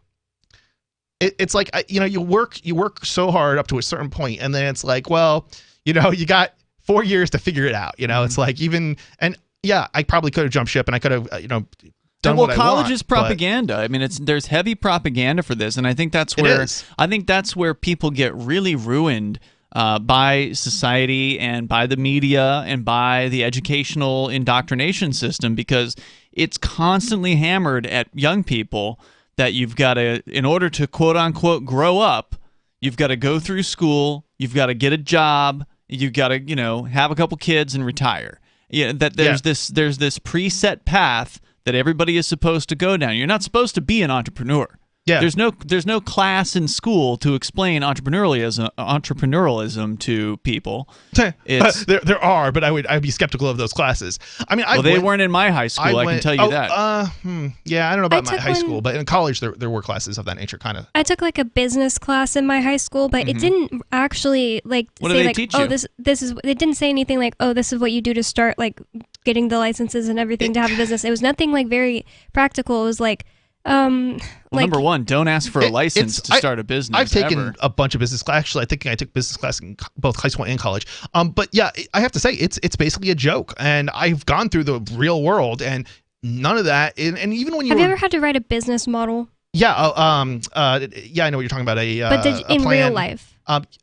No. Exactly. I was like, I don't feel like I'll be, if I'm starting my own business, why would I be like pitching it to someone else? Yeah, I mean, If you need investors, that's why you if you're looking for investors, the problem is that in the real world, most people are not going to be going to investors, and you're certainly not going to be going to investors right off the bat when you first start a business. Yeah. Also, I just thought he wasn't really, the teacher wasn't really explaining in real terms what the heck any of this meant. Like, did the teacher actually have experience at running a business, or were they just teaching out of a textbook? No. Yeah, textbook. It's always textbook. 603-283-6160. You can share your thoughts with us here. This is Free Talk Live. Breaking weather news. Belize is sunny and around 82 degrees every day this week. What's the forecast for your life? If current politics and economic prospects are cramping your freedom, escape to the tropics. ECI Development has affordable second homes for you to own or rent in Belize and other tropical countries. Places with stable governments and growing economies. Secure your freedom now. To find out more, send an email to ftl@ecidevelopment.com. When Monster Hunter International discovers one of Isaac Newton's wardstones being auctioned off, they decide to steal it and use it to destroy the Chaos God once and for all. But a mysterious thief upends their plan, and it soon becomes a race against time as something much older and infinitely more evil awakens in the jungles of South America. Monster Hunter Bloodlines by New York Times bestselling author Larry Correia and Baen Books. Visit monsterhunternation.com for more. Are you tired of governments murdering people around the world? Stop using their money. There is an alternative. Bitcoin is a stateless, free market, non-political currency. Bitcoin cannot be inflated or controlled by any government. By using their money, you are helping the state. Stop doing it. You have an incredible alternative available now. Learn it, use it, spread it. Get started with Bitcoin at bitcoin.com. That's bitcoin.com. Do you feel like your nation, state, or community no longer holds your values? Have you dreamt of a place where people agree that liberty is important and are free to pursue their projects so long as they respect the property of others? There are many people just like you that are discovering freeprivatecities.com. Their social media links are at the upper right of the page at freeprivatecities.com. All skill levels will be needed when the first of the Free Private Cities opens. It's sooner than you think. Stop arguing and build. freeprivatecities.com. So the protection of life, liberty, and property is what the Free State Project is all about. But it's an effort to move 20,000 people who understand. It's about demonstrating to the entire country that, yeah, we can have a free market, a truly free market. Making it just a freer, great place to live. It's the world's largest voluntarist libertarian community, and it's only getting bigger. That's amazing. To be able to move to a place where other people passionately believe in being free and independent. What the Free State Project is managing to do, though, is to put their money where their mouth is. It's physically getting up across the country and saying, let's go someplace and let's demonstrate the power of these ideas. There's a lot of kind of philosophy that surrounds liberty. There's a lot of thinking about it and talking about it. But here in New Hampshire, people are doing it. 101 Reasons Liberty Lives in New Hampshire, a documentary by Free State Project Early Movers. Watch it free at 101reasonsfilm.com. 101reasonsfilm.com. What if you want to hear the latest episode of Free Talk Live, but all you have is your phone, you forgot to download our archive, and you have no data connection? You can call our Listen line at 641-793-0191. That's a long-distance number, so you may incur charges. If not, listen as long as you want. 641-793-0191. The Free Talk Live Listen line, 641-793-0191. There are basically two types of advertising, direct response and branding. Radio's great for direct response with its low cost to listener ratio, but audio can't be beat for branding, which is a longer-term endeavor. You want to be the first thing that someone thinks of when they think about your product or service. If you have a local business that you want kept top of mind in your community, call the station. If you need national reach, Free Talk Live's got around 200 radio stations, millions of monthly listening sessions, can suit all budgets, and if we don't think we're right for you, we'll tell you. Email me, mark@freetalklive.com. You can stick it to the man and big tech. Join our FTL social mastodon at social.freetalklive.com.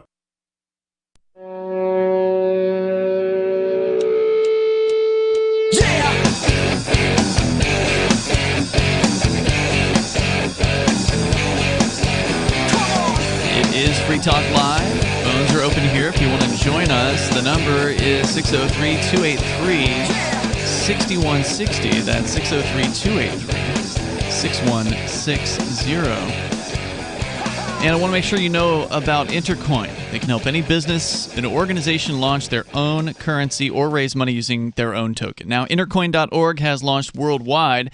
Is there a token you want to launch or an app that you want to build? You can go to intercoin.org, enter your email, and the team will get in touch and learn about your needs. And while you're there, if you want, you can get some Intercoins for yourself. Head over to intercoin.org. They got the Intercoin investor tokens available there. It's intercoin.org. We're talking about cryptocurrency right now with El Salvador wrapping its first month of having Bitcoin as one of 2 legal tenders. Now, what is a legal tender? It's generally considered a form of money that is accepted for payments of debts. Basically, like tax payments can be paid with legal tender. They don't have their own? They just have the dollar? They do not. They have just the dollar. And at one time, El Salvador did have their own peso or something like that, and they got rid of it about, I think, 15, 20 years ago. Wasn't it like because of hyperinflation or something like that? Probably. I don't know the whole monetary history down there. Yeah, it wouldn't surprise me. I'm not 100% sure, but I do definitely know that some of the South American countries have had hyperinflation, and they that's the reason that they went to the U.S. dollar in the end. Correct. Yeah. So that wouldn't surprise me if that turned out to be the truth. But they adopted Bitcoin about a month ago, and so you were wondering aloud earlier, Chris, like, well, you know, what's been going on? Well, we haven't heard anything. Well, it's not to say there hasn't been news. We just haven't heard it. So I went and I pulled a few stories up here. One of them from Reuters, which, by the way, Reuters is highly tied in with, I think it was Pfizer. I think the executive CEO or something of Reuters is also on the board of directors at Pfizer, and they're tied in with the World Economic Forum. So, you know, just so you know where the reporting is coming from, they may not necessarily be entirely pro-Bitcoin, but here's the story. From El Salvador El Zonte. A growing number of El Salvadorans have experimented with Bitcoin since the country became the first to adopt it as legal tender last month, with a couple of $1 million sent daily by migrants using the cryptocurrency. But only a fraction of the Central American nation's businesses have taken a Bitcoin payment, and technical problems have plagued the government's cryptocurrency app, frustrating even committed users of the technology. Construction worker Adalberto Galvez, age 32, says he had lost $220 while trying to withdraw cash from the Chivo digital wallet. And he's not alone. I've definitely heard some of these reports from users saying that they ordered a withdrawal and it's been days and days and they haven't gotten their money yet, and you know they don't know when they're going to get the cash out of it. Well, that's totally fine when you're running a small business. Yeah, it's totally not, especially if you're like right on the edge and can't pay your bills. Galvez, dozens of Salvadorans told Reuters that they had at least one problem with Chivo, named after the local word for good. I've heard it's the slang for cool. And few had used it on a daily basis. Quote, "It took my money, but gave me nothing," said Galvez, who had already been using Bitcoin successfully for months with another application at an experimental small-scale Bitcoin economy project dubbed Bitcoin Beach in the coastal town of El Zonte. So they're being forced to use Chivo? They can't use something else to accept Bitcoin? They're not being forced to use Chivo, as I understand it. Well, the businesses might be being forced to use Chivo. I think they have to pay their taxes, I think, with that app, but they don't have to use that app to accept crypto. I think it's something like that. Yeah, we need to find out the details on that. There's some sort of mandate on Chivo, but as far as you going to like McDonald's and buying something with Bitcoin, you don't have to use Chivo for that. You can use something else. However, isn't it like? And I think it was like a mixed app too. Like I think it was more than just Chivo does crypto, dollars right? and Bitcoin. Right. So ultimately you as a business you would have to install it, but you wouldn't necessarily have to use that app for taking the crypto. You might though. That's the thing. As a business, you might have to use Chivo, but as a customer, you may not. This is something we need to look into to confirm. Okay. But Galvez said his funds had been taken from his Bitcoin Beach wallet, but he was never able to withdraw the cash via Chivo. He said he had not heard back after he filed complaints. Others have reported irregularities with transactions and attempts of stolen identity. President Nayib Bukele has blamed high demand for the issues Galvez and others have faced. And here's one of the key issues with what's going on in El Salvador. The Chivo wallet is what they call Lightning wallet.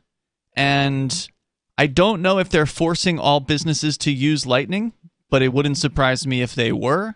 So again, that's something else we need to confirm is what is being forced and what isn't.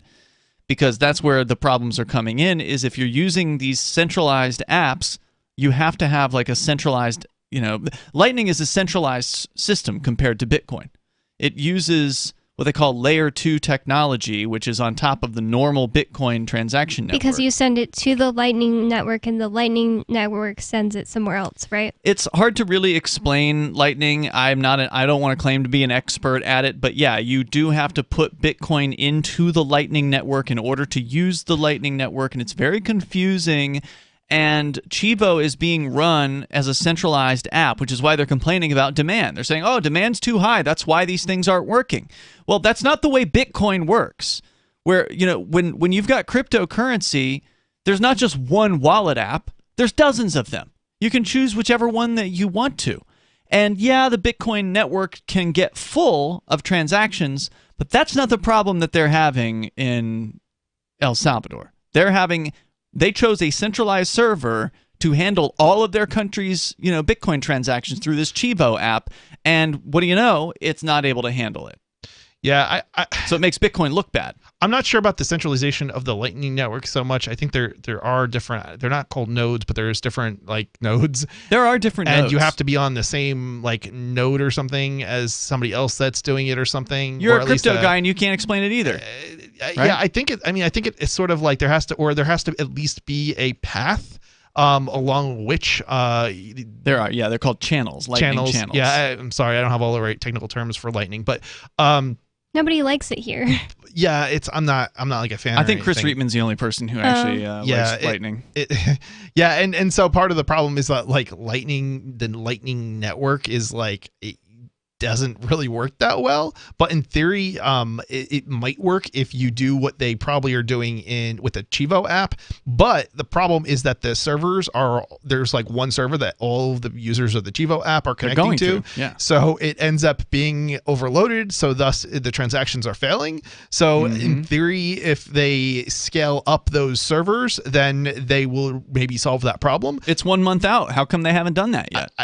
It's the government. Because they the suck. Technology. So Lightning is also newer, and the technology may not. It's still being tested. It may not be there. It may not be well I think designed. You're probably right. It's not ready for prime time. Yeah, it's just not there, and it's how is it not there after all these years? And it kind of begs the question of we've got to solve this problem in other ways, better ways, and I'm not even saying they're great. They're kind of terrible ways too. But Bitcoin Cash is great. It is. It works because it was another It's not great either in some respects, but it's still better than this Lightning Network stuff. Oh yeah, way more, and there's almost no fees with Bitcoin Cash. Yeah, from an end user perspective, Bitcoin Cash works great. There's more coming up here in moments. 603-283-6160. So the big mistake in El Salvador was mandating anything at all instead of just legalizing Bitcoin. More coming up. If you want to bring more liberty into your community, there's something you should see. Intercoin, the movement you might want to join. If you like Bitcoin, break through. It's true. It's truly something new. If you'd like to see real prosperity, start your own currency, boost the economy, Intercoin, the movement you might want to join. If you like Bitcoin, its impact's hard to overstate, results you can appreciate. If you're tired of relying on the state, want to make your own community great, homelessness and hunger to eliminate, let the wealth accumulate. Don't wait for the growth rate to accelerate. Go to intercoin.org and get the coins for yourself.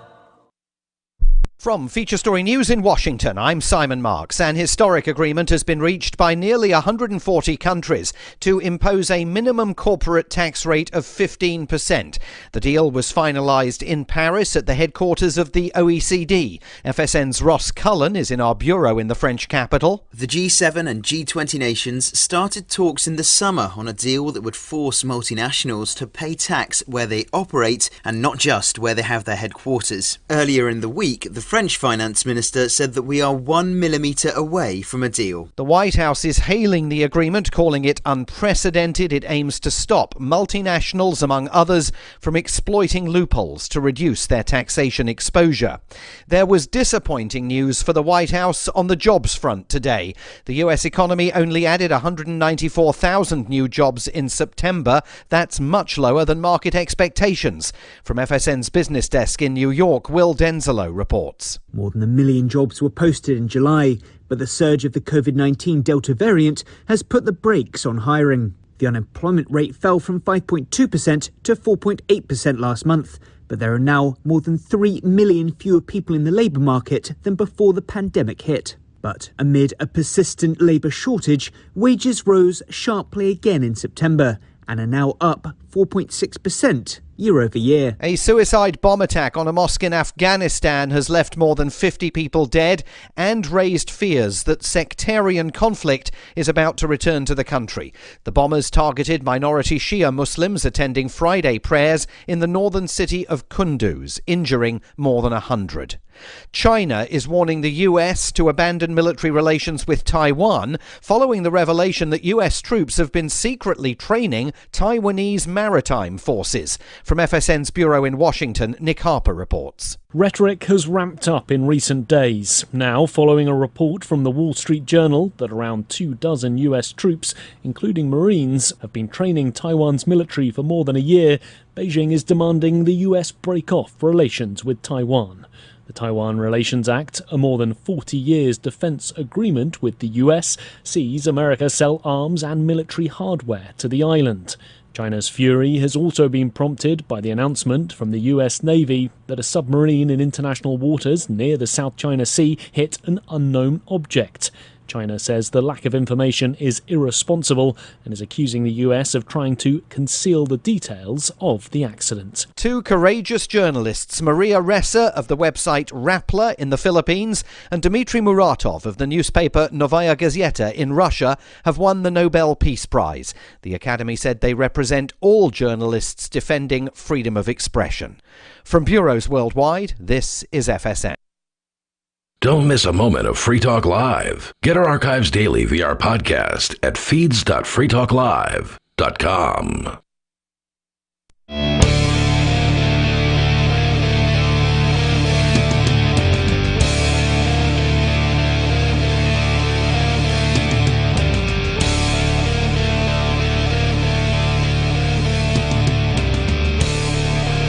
This is Free Talk Live, and you can bring up anything you want here. The number is 603-283-6160. That's 603-283-6160. If you're down in El Salvador, or you've been down in El Salvador over the last month, and you can clear up some of the questions that we have, because as I understand it, the law mandating Bitcoin as legal tender does say, and I've read the English translation of it, it definitely says that every merchant has to accept Bitcoin. But apparently they are carving out an exception for any merchants that don't have the technical capability. So if you have no phone or tablet at your business... Does it say they're carving out an exception like in the law, or did it just say they're not enforcing? I think they're just not enforcing it. Yeah, just the president announced that. Was the impression that I got, was they're just not enforcing it. Yeah, because it's going to look bad if they drag some 70-year-old guy, selling burritos out of a on the street corner. On the street corner. They drag him into a court and put him in a prison cell for not accepting Bitcoin. There's gonna be a lot of people they would have to. I mean, I guess they don't. They could just make an example out of that one guy, which is usually what they do. But they're not going to do that. But right, like en masse, they're not going to. It just doesn't make sense. Younger people are going to have the technical ability. They are going to have the devices on hand. But older people, they're going to die off eventually, and then especially the middle class in the country. That's who this is probably going to impact the most, and they're all probably supporting it. But the people who are not in the middle class, they're probably not supporting it because they don't have the internet connections and the phones and everything else. And so that for them is a problem. Well, actually, the numbers on people with phones in El Salvador are very high. Is it? What is that's interesting statistic? I think it's more than one phone per person on average. I think really? It's like if I recall, it's like 1.6 phones per person. Even poor people in I don't know, America have phones. So they don't have bank accounts, but they've got phones. So what's interesting about that is this is the impression that I had. Not everybody has a phone that will support it. So they may have older phones or they may not have smartphones. And not everybody, as I understand it, has internet. That's the other issue. That seems to be one of the major issues, is not having internet. I kind of think that it won't be an issue, this whole, they're not enforcing it now, but they could enforce it later. I think it won't be an issue because most people will maybe in the future want to accept crypto by themselves anyway. I think you're probably right. It probably doesn't even need an enforcement mechanism in the end, because people, as time moves on, the country will get wealthier. People will have data. They'll have internet. That stuff will get better. And, because remember, even if you have a country with a lot of poor people, if you have a class that is moving up, from lower, maybe lower middle class to higher middle class, everybody moves up. Right. Then, well, I don't want to say everybody moves up, but there's more money being spent. And if there's more money being spent, because again, there's truth that if you're a higher income earner, you may not be spending as much money, but if you're a middle class, and really that's all they're going to be doing is moving from a lower class to a higher class, you're going to have more money being spent and more money being made, and thus the people who are less well off, they're going to be selling more burritos on the street. They're going to be, Well, yeah, I mean, if you've got relative economic freedom compared to other areas of the world, you are going to see everyone moving up economically. I mean, like you pointed out, Bonnie, poor people in the United States have multiple phones and televisions and, air conditioning and heating, and so that may be like a welfare thing, but whatever, the poor person of today is far more wealthy in so many ways than even the richest person was 200 years ago, right? I think this situation in El Salvador is so interesting. It's almost like, on the one hand, it's like we can criticize, the president for doing, what he's done, but at the same time, it's almost an ingenious means of getting the country out of poverty, potentially. It could be. For everyone who's held on to the Bitcoin that because I don't know if you knew this, but they gave away $30 worth of Bitcoin to everyone who opened up a wallet with the Chivo app. So even though the Chivo app's been kind of a nightmare and it hasn't really been very, working very well, there's been a lot of bugs, in theory, they were giving, taxpayer funded, obviously, money, which is not what we support, but it's an interesting experiment nonetheless. Seeing what happens, they gave $30 worth of Bitcoin to everybody who opened up a wallet, and of course, now to do that, you have to go through a know your customer process. You have to show ID, and there's a whole hoop jumping thing to do that. But then the price of Bitcoin took a dive, like immediately. Like the day after or the day of whatever El Salvador did this a month ago, the price went down like several $1,000s. But now it's went up way more than it started. Correct. It's up now more. So if you held on to the $30 worth of Bitcoin, you now have like $31 or $32 worth, whereas a lot of people probably panicked and sold the $30 because it was like $25 worth, and they're like, oh no, I better sell. So the first lesson. Yeah, it was their first. Yeah, exactly. What I suspect will probably happen if that money, if that cryptocurrency stays in the country more or less, or a substantial portion, in the next 3 to 5 years, I suspect that the amount of money in people's pockets starts to go up. People are going to get wealthier, and it's going to make the country wealthier. And in time, maybe in the next 5 to 10 years, you'll see Venezuela, or not Venezuela, El Salvador, maybe even, moving from a impoverished country into something that is one of the wealthier countries. It may be the wealthiest country in South America in short order. It could. Now, the question is, I don't know what the numbers are in terms of what that means, that the amount of money that was distributed by the government, but $30 per person is a lot of money in a poor country like that. 6 million people. Yeah, so it seems not unlikely that could have a substantial a positive impact on the country over the course of time if things continue to go the way they've been going with cryptocurrencies. All I know is the U.S. government never gave me any crypto. Yeah, that's true. Yeah, right. So going on here from Reuters, which is their critical article saying that there's been some problems. They blamed high demand on the issues that the government-approved crypto app called Chivo has been having, and no spokespeople were available to comment from the president's office or Chivo. By some measures, adoption in the poor country where 1/5 of families depend on remittances has been rapid. Bukele, the president, has said 3 million people have downloaded Chivo, some 500,000 more than they initially targeted and roughly half of the country's population. In September, he said the wallet had 2.1 million active users. Now, that could just simply mean that somebody downloaded the wallet, got their free $30 worth of Bitcoin, went to their nearest Chivo ATM, and withdrew $30 in cash. So we don't know how many, what portion of the 2.1 million are continuing to use the Chivo wallet, whereas others wanted to take the Chivo $30 worth of Bitcoin and move it from the Chivo wallet into a non-custodial wallet, a wallet in which they are in control of their keys, because Chivo's a custodial wallet. If Chivo wants to turn off your access, that they can do it.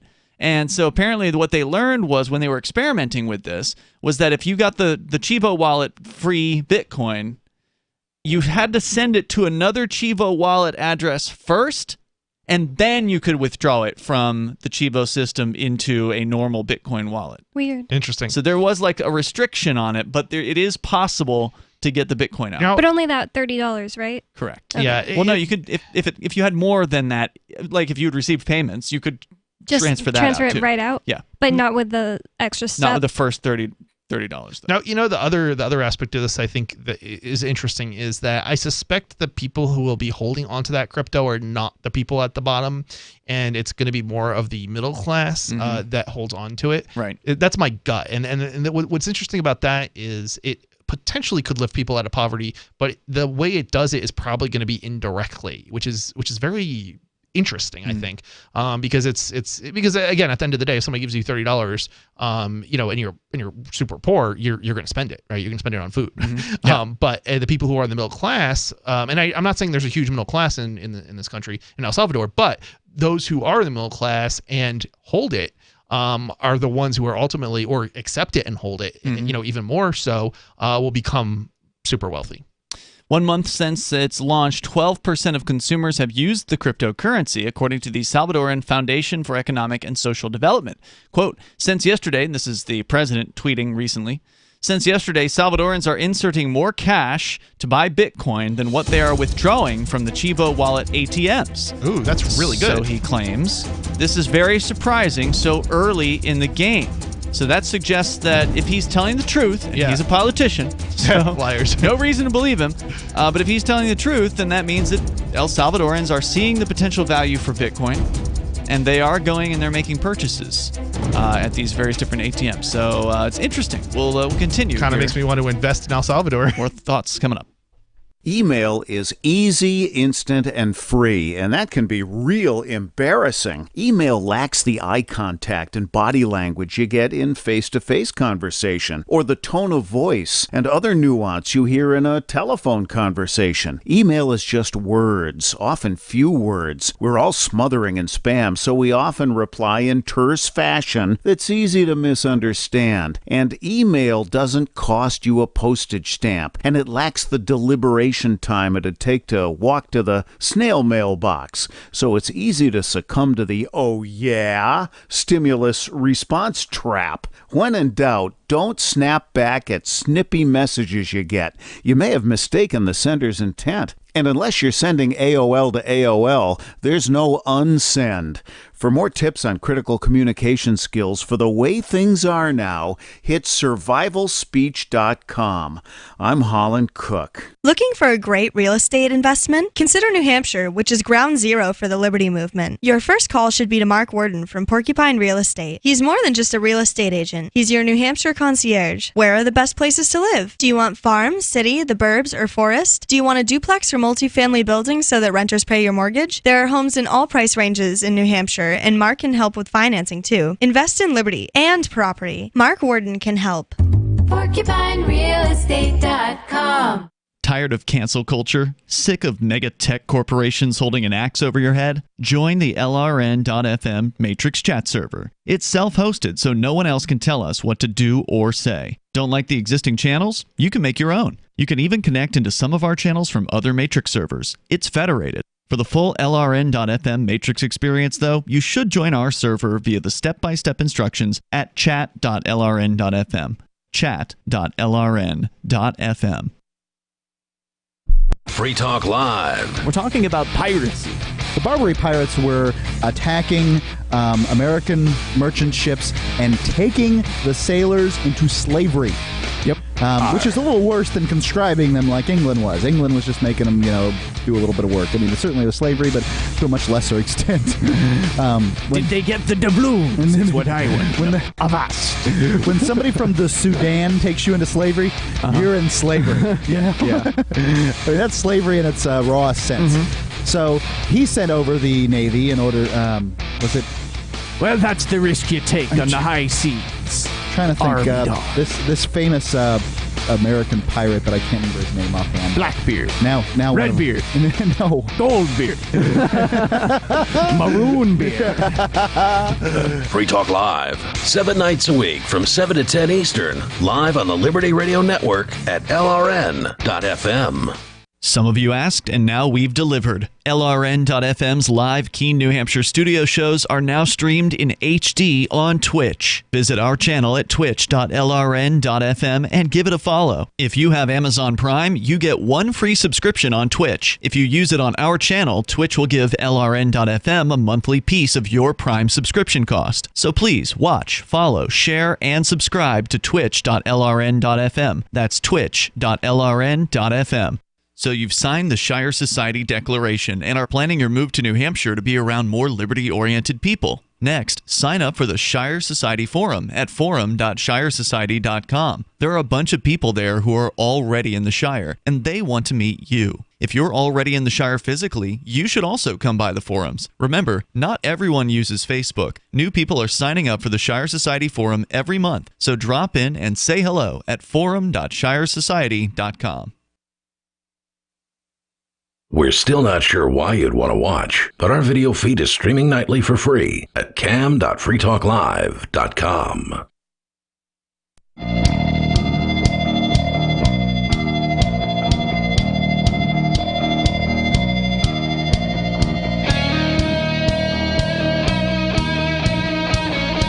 It is Free Talk Live. Of course, you can bring up what you want here. Number is 603-283-6160. 603-283-6160. With you in the studio tonight, you've got Ian. And Bonnie. And Chris. And we're going to go to your phone calls and thoughts. And the number again, 603-283-6160. We're talking about El Salvador and kind of looking back at the last month. What's the media saying? What are they reporting about the rollout of Bitcoin as the one of 2 official legal tenders there in El Salvador. And we've got our critiques here of how this was handled, and I think the main critique from this show is that it was mandated, that people should not have been mandated, businesses should not have been mandated to accept Bitcoin, but that is what happened. And so there's some interesting numbers here that are being shared by some of the various different analysts there in El Salvador. The Salvadoran Foundation for Economic and Social Development finding that 12% of consumers have used Bitcoin in the month since it launched as legal tender. Wait, only 12% of 12% of consumers have used, which presumably would be everyone. I mean, it's interesting because if everybody has $30 that they're being potentially made available to them, not only 12% of them are taking them up on that. It's not clear as to whether or not they're saying that 12% have taken the freebie. Yeah. They may be talking about 12% spending. Yeah, but maybe. he's saying the other percent is, holding on, maybe. We don't know. It's not clear. It just says unfortunately. 12% of consumers have, quote, used the cryptocurrency. Plus, what does that mean? Is that only data from Chivo, or because there might be people using other wallets? No, that's not Chivo. That's the Foundation for Economic and Social Development. So presumably they did a poll. They did a survey of El Salvadorans and asked them. But we can continue with that story coming up here in moments. In fact, I think Scott, who's calling us from New Hampshire, he told me he just arrived in New Hampshire. So congratulations on that, Scott. Yeah, welcome. Welcome to the Shire. Hey, thanks, guys. Yeah, I think you said you had some input on El Salvador. Have you been there? I have not been there. I've been paying very close attention to every piece of data I can find about what's going on. And the majority of what I can tell you comes from the interview with the president that you guys might have seen. I don't know if I have. When was this interview conducted? It was really popular on YouTube. A real popular Bitcoin guy was doing it. I didn't want to throw names out there. Well, I mean, that's the only way someone would be able It's to on the find internet, it. right? Yeah. So yeah, go right ahead. Well, I think I'm not 100% sure because I don't usually watch his show, but I think the name of his channel is called What Bitcoin Did. Okay. I've heard of that. I have not And heard I of know it. Jeff Berwick, the Dollar Vigilante. He went down there and he's real involved with a lot of the stuff. But he's also promoting selling the development, so he's kind of maybe biased. But anyways, you had a question. I forgot what it was. The question was about business owners. Are they being mandated to use the government Chivo Bitcoin wallet, or can they use any wallet to accept Bitcoin payments? Yeah, they can use any wallet. The beautiful thing about the government wallet, or at least to me, the one thing that I heard him say that I thought, wow, that's really fantastic. And this kind of goes back to early on when I was using Coinbase, and I had somebody else that was using Coinbase. I sent them some money through Coinbase. Mm-hmm. I realized that it was instant and free. I was like, well, okay, so that's one point for centralized transactions, unfortunately. But anyways, same thing. When you are on the government app down there, according to what the president said, it's practically instant, I don't know, and it's free. So that's because it's, like you said, that's because it's centralized. And so it's just whatever the corporation behind the Chivo wallet is just moving Bitcoin from one spreadsheet location to another spreadsheet location. So it ultimately is there's no real work being done. There's no cryptographic security. There's nothing. It's not real Bitcoin. I think that's the important thing to remind people of. If you're dealing with this centralized app, this Chivo or any other Lightning app. I was going to say, is that just a Chivo issue or is that the Lightning Network issue? It's, well, I can't speak. It's Chivo because it's the nodes that Chivo is connecting them to. Go ahead, Scott. There is the centralized database, like as you mentioned, it's free and instant. But the Lightning Network is going to be an intermediary that they would settle up on in it after they've already done a lot of their spreadsheet, changing the numbers on the spreadsheet, and then whenever, 24-hour period or whatever, they decide to do Lightning transactions, or maybe once every who knows how often they might do a Lightning transaction. I mean, they wouldn't have to do a Lightning transaction at all. I mean, he bought a crap load of Bitcoin. Or with the government money, from what I understand. So if you were going to withdraw from the Chivo app to another Lightning app, there would be a Lightning transaction there, presumably. Whereas if you're going to withdraw to a regular Bitcoin wallet, then you would have to pay the regular Bitcoin fees. But then you would have control over your Bitcoin for the first time, because the people that are using these government wallets, it might be easy if the wallet's working, but they can shut you down. If they decide they want to freeze your wallet, they can just do that. You know what's interesting is, it just occurs to me, this is a hosted app, so it's sort of like logging into an exchange. There's no crypto going on really that's being transferred outside of the app effectively, unless you're sending it to another Lightning wallet. Or a outside, Bitcoin address, that's not or a normal Chivos. Bitcoin address. Or yeah, right, exactly. Yeah.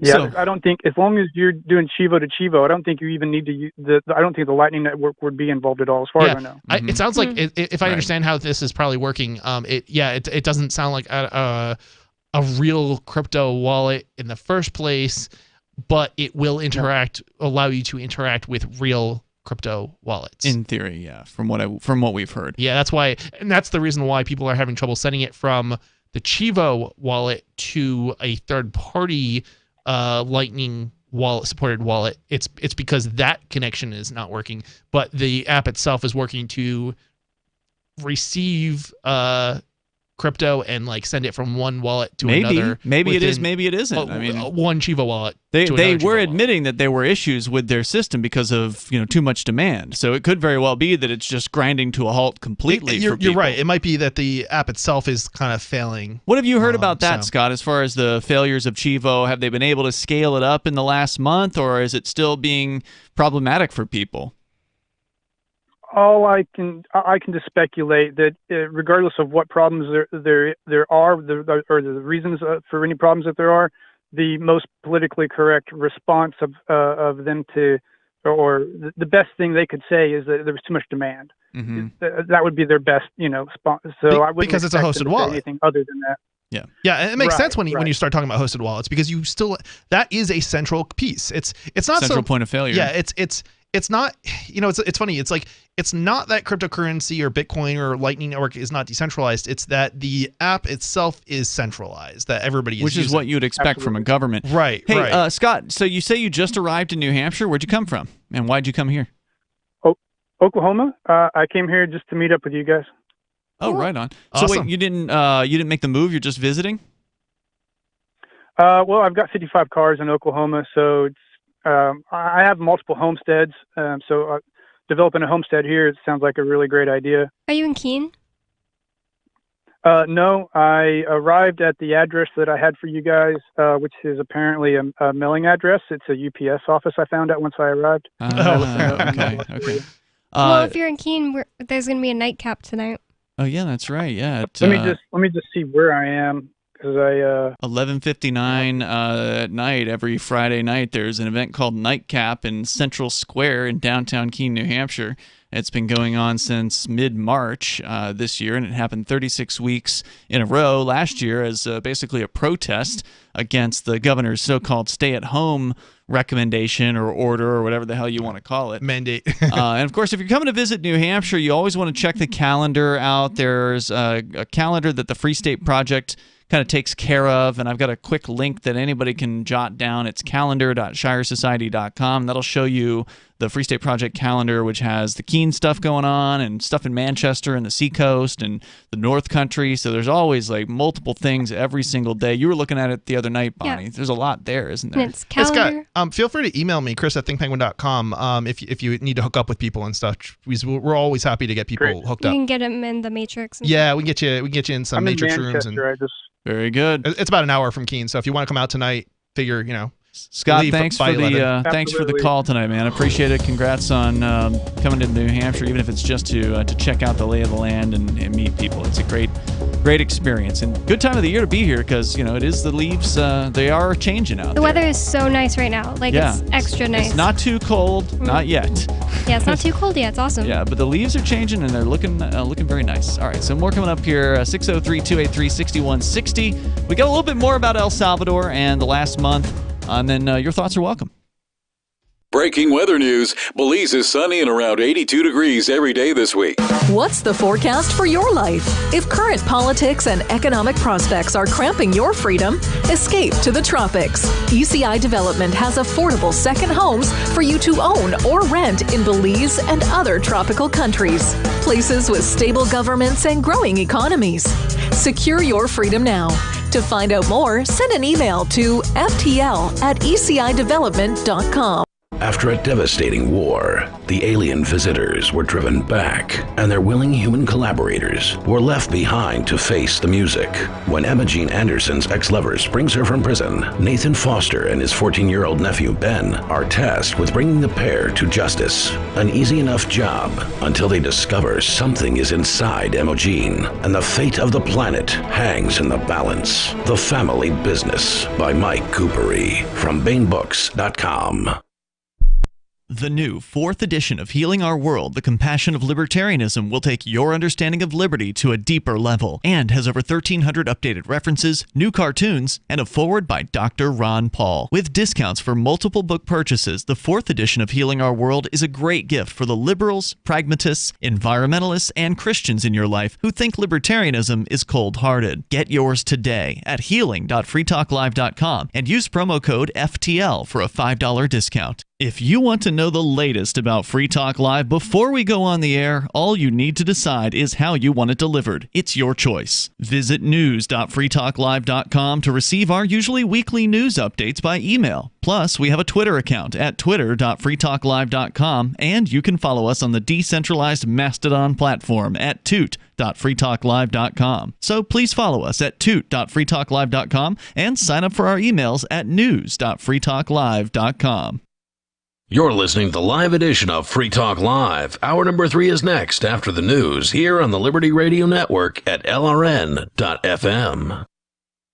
From Feature Story News in Washington, I'm Simon Marks. An historic agreement has been reached by nearly 140 countries to impose a minimum corporate tax rate of 15%.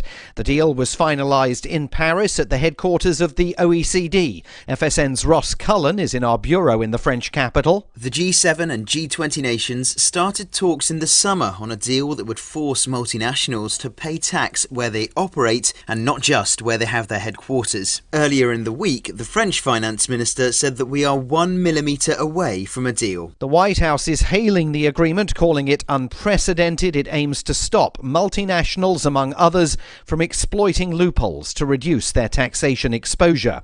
There was disappointing news for the White House on the jobs front today. The US economy only added 194,000 new jobs in September. That's much lower than market expectations. From FSN's business desk in New York, Will Denzelo reports. More than 1 million jobs were posted in July, but the surge of the COVID-19 Delta variant has put the brakes on hiring. The unemployment rate fell from 5.2% to 4.8% last month, but there are now more than 3 million fewer people in the labour market than before the pandemic hit. But amid a persistent labour shortage, wages rose sharply again in September and are now up 4.6% year over year. A suicide bomb attack on a mosque in Afghanistan has left more than 50 people dead and raised fears that sectarian conflict is about to return to the country. The bombers targeted minority Shia Muslims attending Friday prayers in the northern city of Kunduz, injuring more than 100.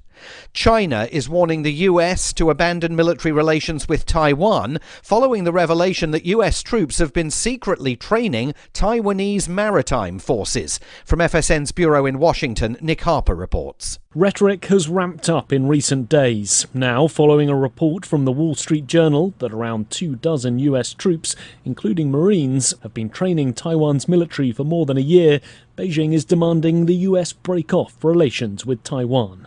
The Taiwan Relations Act, a more than 40 years defense agreement with the US, sees America sell arms and military hardware to the island.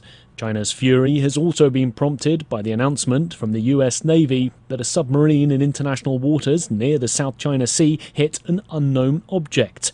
China says the lack of information is irresponsible and is accusing the US of trying to conceal the details of the accident. Two courageous journalists, Maria Ressa of the website Rappler in the Philippines and Dmitry Muratov of the newspaper Novaya Gazeta in Russia, have won the Nobel Peace Prize. The Academy said they represent all journalists defending freedom of expression. From bureaus worldwide, this is FSN. With FSN Spotlight, I'm Simon Marks. Today, the thoughts of one Trump administration insider on the threat that exists to American democracy. Fiona Hill worked as the former president's senior advisor on Russia within his National Security Council, but she was never an avowed Trump supporter, and she's a published critic of President Vladimir Putin, having literally written a biography that warned of his authoritarian tendencies. She's now written another book, not just about her time working in the Trump maelstrom and then testifying about what she encountered during his impeachment, but warning more broadly of the dangers that she believes now confront America. There was, I think, a strong shared consensus that, as one very prominent person put to me, during a private moment, that the Republic was in trouble. And we all had to pull together to do what we could without any fanfare, without drawing attention to ourselves, but just to do what we possibly could to head off what was a real disaster that was produced domestically, not from overseas. And Trump is a symptom. He's not the cause of many of the things that we saw. And while we were so fixated on what the Russians were doing or not doing, we were neglecting the kind of scrutiny that we needed to have on the domestic problems in the United States. So we really need to bring ourselves back to home. Fiona Hill talking to The Washington Post. Her book is called There Is Nothing for You Here, and it's published by Mariner Books. The main news again, an historic agreement has been reached by nearly 140 countries to impose a minimum corporate tax rate of 15%. The US economy only added 194,000 new jobs in September. That's much lower than market expectations. A suicide bomb attack on a mosque in Afghanistan has killed more than 50 people, and China is warning the US to abandon military relations with Taiwan. And that is the latest feature story news. Simon Marks reporting. I just got off the phone with New York. We are the #1 network in the world. And it is an honor to stand before you at such an exciting time. We're stretching boundaries that will irreparably alter people's perception of what they are willing to watch. And our next season will offer tantalizing programming that plays seamlessly into the desire of our viewers. Ladies and gentlemen, may I present to you just a taste of what ODS has to offer. You know the rules. Grow a pumpkin or go home. Here's the twist. Only one of you has the real pumpkin seeds. Are you a pumpkin or not? You call yourselves pumpkin growers? I know I didn't get the pumpkin seeds. I dug in there. They're bean sprouts. Starting a pumpkin alliance. Anyone grows a pumpkin, we split the money. Get out of my patch. This is the Onion News Network.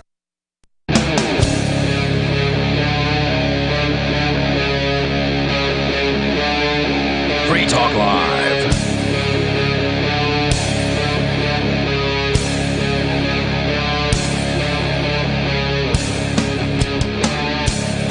It's Free Talk Live. We're kicking off the third hour of the program. Coming up, lucid dreaming and being able to communicate with somebody in the midst of a lucid dream. Apparently that is now a thing.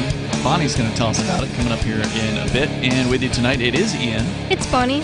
And Chris. But we've been talking about El Salvador, and I wasn't originally planning on discussing El Salvador tonight, but Chris, you asked the question of, what's been going on with the Bitcoin law there, the legal tender kind of mandate that they have implemented, and it's been now exactly a month since they turned this thing on, basically. It was, I think, the first week in September that they kicked this thing off.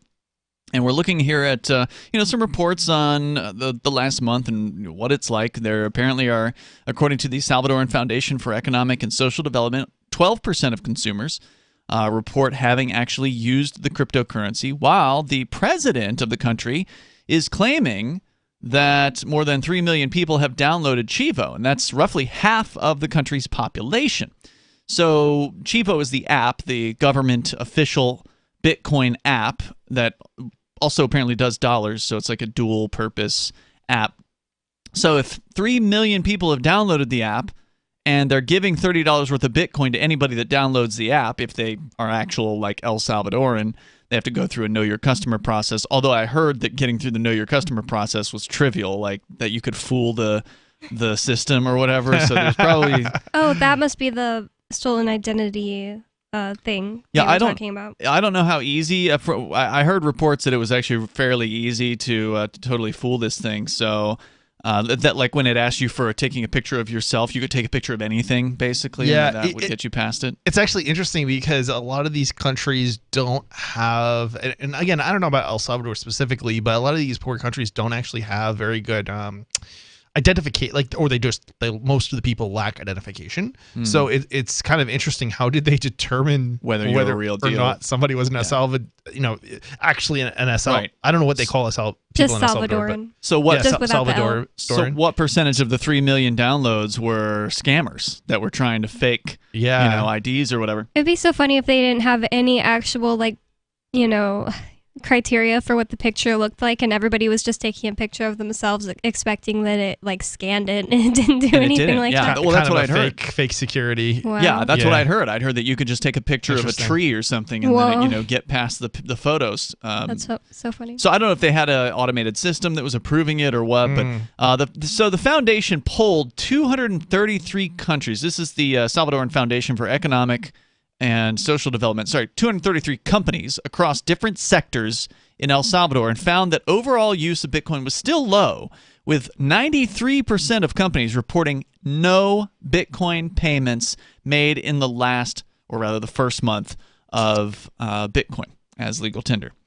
Leonard Selva of the National Association of Private Enterprises, one of the several business groups that's skeptical of the rollout, said, quote, "We're still not sure what benefits the government expected," unquote. The Bukele government hopes that 2.5 million Salvadorans living in the United States will eventually send remittances through the Chivo app. So yeah, maybe. I mean, this could. Okay, so let's be honest. There is a potential substantial benefit to the people of El Salvador if people actually adopt it when it comes to, because I don't think people understand, like, it for people who receive remittances or send them, I think most people in the United States don't understand that there are huge fees that intermediaries get currently in like that Western process. Union. Right. I mean, just to give people an example, like a wire transfer in some instances can be $100 or more. International? Yeah. International. Yeah. I have paid, I have received international wire transfers from customers of mine. Yeah, you got to pay to receive and pay to send. Who've paid $120, as much as $120 to send the wire transfer. You pay. And then I think I paid somewhere between $15 and $40 to receive.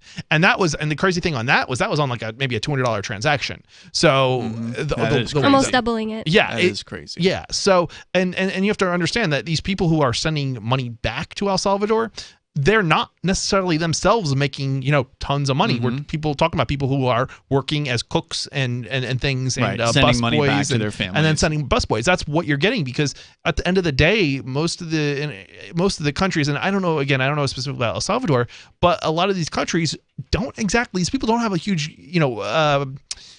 educated population. I mean, a lot of these people don't even know how to read, right? So, and we're not even talking about English. We're talking about languages that are, Spanish or whatnot. And so they're definitely, those fees are just an enormous percentage of, these low-income workers, migrants in the United States and other countries, who basically a good portion of their income is just going to those fees. Now, this I did not know about the Chivo app, and it's actually kind of brilliant. I got to give them credit for this. Now, again, I still don't think that the government should be mandating anything, but they are apparently installing and have installed now 30 Bitcoin ATMs in the United States. Cities like Atlanta, Chicago, Houston, Los Angeles. The president in El Salvador, Bukele, says around $2 million worth of Bitcoin is being sent via Chivo daily as remittances, meaning that people in the United States who are El Salvadoran. That sounds pretty substantial. That's amazing. They have That's Chivo amazing. like ATMs here? They have Chivo ATMs in major cities in the United States. So El Salvadorans can now immediately bypass using Western Union. So the government of El Salvador basically just took a knife and stabbed it in the back of Western Union and MoneyGram. I have to say, as botched as a rollout as I think this has been, I honestly, my gut is that this is, I'm really hoping that this is going to have a major positive impact on El Salvador, because it sounds like it will. It sounds like it could. It sounds like it may even already be occurring. Yeah. Juan Moz, a construction worker who's lived in the United States since 2005, recently chose Chivo to send remittances home to his family, a decision he said saves him up to $18 when compared to traditional money transfer services. He says, I'm definitely going to keep using it, in a phone interview from San Francisco. And that's the kind of thing that gets people on board. Yeah. It's the word of mouth. When he talks to his El Salvadoran friends and he says, hey, I just saved $18. I didn't have to pay Western Union anything now that I can send money back to my family here.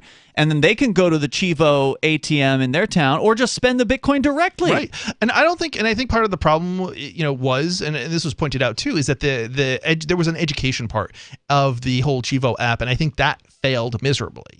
There just wasn't any education. And so people don't understand its value, and people kept saying, and I think it was quoted in the story, you read it somewhere, that they don't see the value, they don't understand the value. And it's like, and yeah, they may not, but if for at least the people who do start using it and the crypto and sending money back, remittances, they're going to see that value. That's $18 in the pocket of his family members that otherwise MoneyGram would have taken. And that adds up, right? Like huge. If he's doing that every week. Do we know what's the average income, I guess, of people in El Salvador? Isn't it really low? It's got to be pretty poor. I mean, you could go look up the GDP or gross personal product. I'm pretty sure it's like super, super low.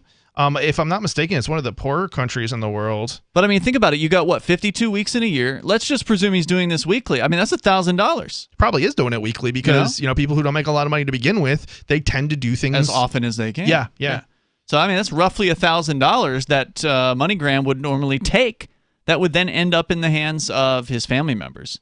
Now, as they point out here in the story, most of El Salvador's $6 billion annual remittances, which is about a quarter of the nation's entire gross domestic product, still comes via money transfers, with many of the users wary of cryptocurrency's volatility. So they're already at $2 million every single day, but there's totally $6 billion per year. So yeah, but this has only been going on for a month. It's just the beginning. Yeah, it's just so I mean, that's pretty incredible. And if this was the intention, and it seems like this was the intention of Bukele, the president there. I mean, I'm not going to say this guy isn't a thug, because he is a thug. But, the enemy of my enemy is my friend. I mean, in the case of screwing over MoneyGram and Western Union, I say more power to him. It's about $300 a month is the average household income in El Salvador. Wow. So $18 is huge. Yeah, that's a big chunk. And that's, maybe in a week, maybe 2 weeks or whatever. Yeah, it might be $100. It might be boost to 25% of their income. More coming up here. The number is 603-283-6160. So that, I got to say, is pretty cool, pretty Chivo. It's Free Talk Live. Are you tired of governments around the world killing innocent people? Stop using their money. There is an alternative. Bitcoin is a stateless, free market, non-political currency. Bitcoin is money that cannot be inflated or controlled by any state. By continuing to use their money, you're perpetuating the killing. Stop doing it. You have an incredible alternative available to you now. Learn it, use it, spread it. Get started with Bitcoin at Bitcoin.com. It's Bitcoin.com. Do you feel like your nation, state, or community no longer holds your values? Have you dreamt of a place where people agree that liberty is important and are free to pursue their projects so long as they respect the property of others? There are many people just like you that are discovering FreePrivateCities.com. Their social media links are at the upper right of the page at FreePrivateCities.com. All skill levels will be needed when the first of the Free Private Cities opens. It's sooner than you think. Stop arguing and build. FreePrivateCities.com. Breaking weather news. Belize is sunny and around 82 degrees every day this week.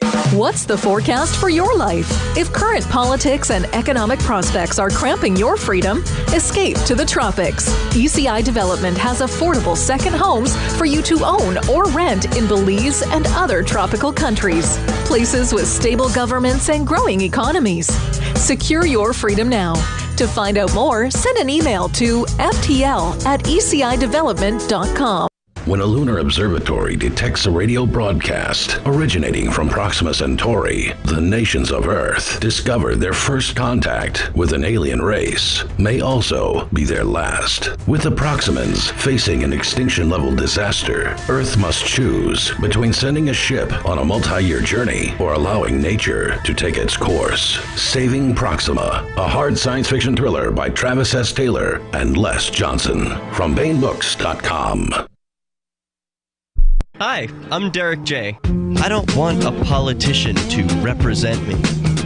To me, government is the idea that one group of people can coerce everyone to comply with an edict or face increasing punishments up to and including death. Despite perhaps the most noble of intentions, the best government services are a far cry from what could be provided for by voluntary interactions. Besides, the people who call themselves the government wage wars and put peaceful people in jail for crimes involving no victims. If Starbucks used some of its money to drop bombs, I wouldn't shop there. So why would I support the American empire? The empire does not require my consent. Derek J's Victimless Crime Spree. Watch it for free and order the Director's Cut DVD at victimlesscrimespree.com. That's victimlesscrimespree.com. The LRN.FM's social media channels have been revamped. We've eliminated Facebook and focused on other platforms like Twitter and Mastodon, the decentralized alternative to Twitter. On our accounts, you'll find posts from multiple LRN.FM show hosts together in one place. Follow us on Twitter at twitter.lrn.fm, or better yet, move to the decentralized Mastodon social media platform at toot.lrn.fm, toot.lrn.fm. I think you'll like it. My name is Jacob Hornberger. I'm president of the Future of Freedom Foundation, which Congressman Ron Paul awarded for having an outstanding freedom website. Write us at fff@fff.org, and we'll send you a free 3-month subscription to our monthly journal of libertarian essays and our booklet, Economic Liberty in the Constitution, which George Mason University economics professor Walter Williams praised in a recent column. That's fff@fff.org. Yep, we still do email. Drop your email address in the entry box at freetalklive.com, and you'll be kept in the loop with Free Talk Live.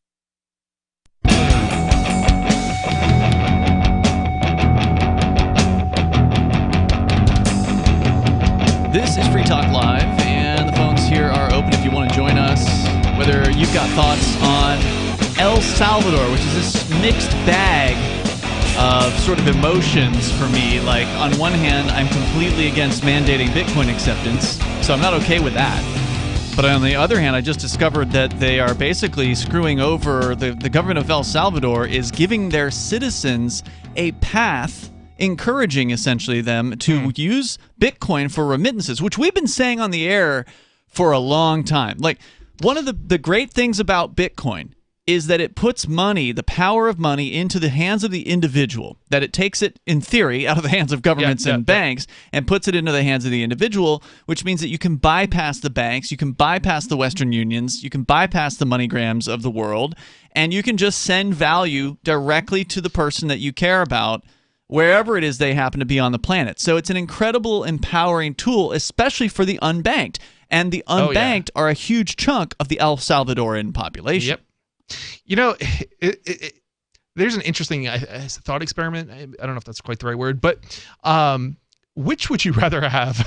And would you rather have the United States, you know, where a country that effectively is going after people using Bitcoin with violence, or what they're doing in El Salvador with giving people, you know, $30 a Bitcoin? If you weighed the two, which but one theoretically forcing which them is the to accept least bad thing? I feel like if El you're Salvador, choosing between force. Yeah. I mean, I feel like El Salvador, because I haven't heard of anybody getting arrested or thrown in a cage or anything of that nature. Yeah, what they're doing. True. Yeah. We haven't heard that story yet. Yeah, it's true. And again, they're saving their people a lot of money here by giving them actual ATMs to go to in the United States, saying that now over $2 million. I think they said per day. Yeah, they're claiming $2 million per day.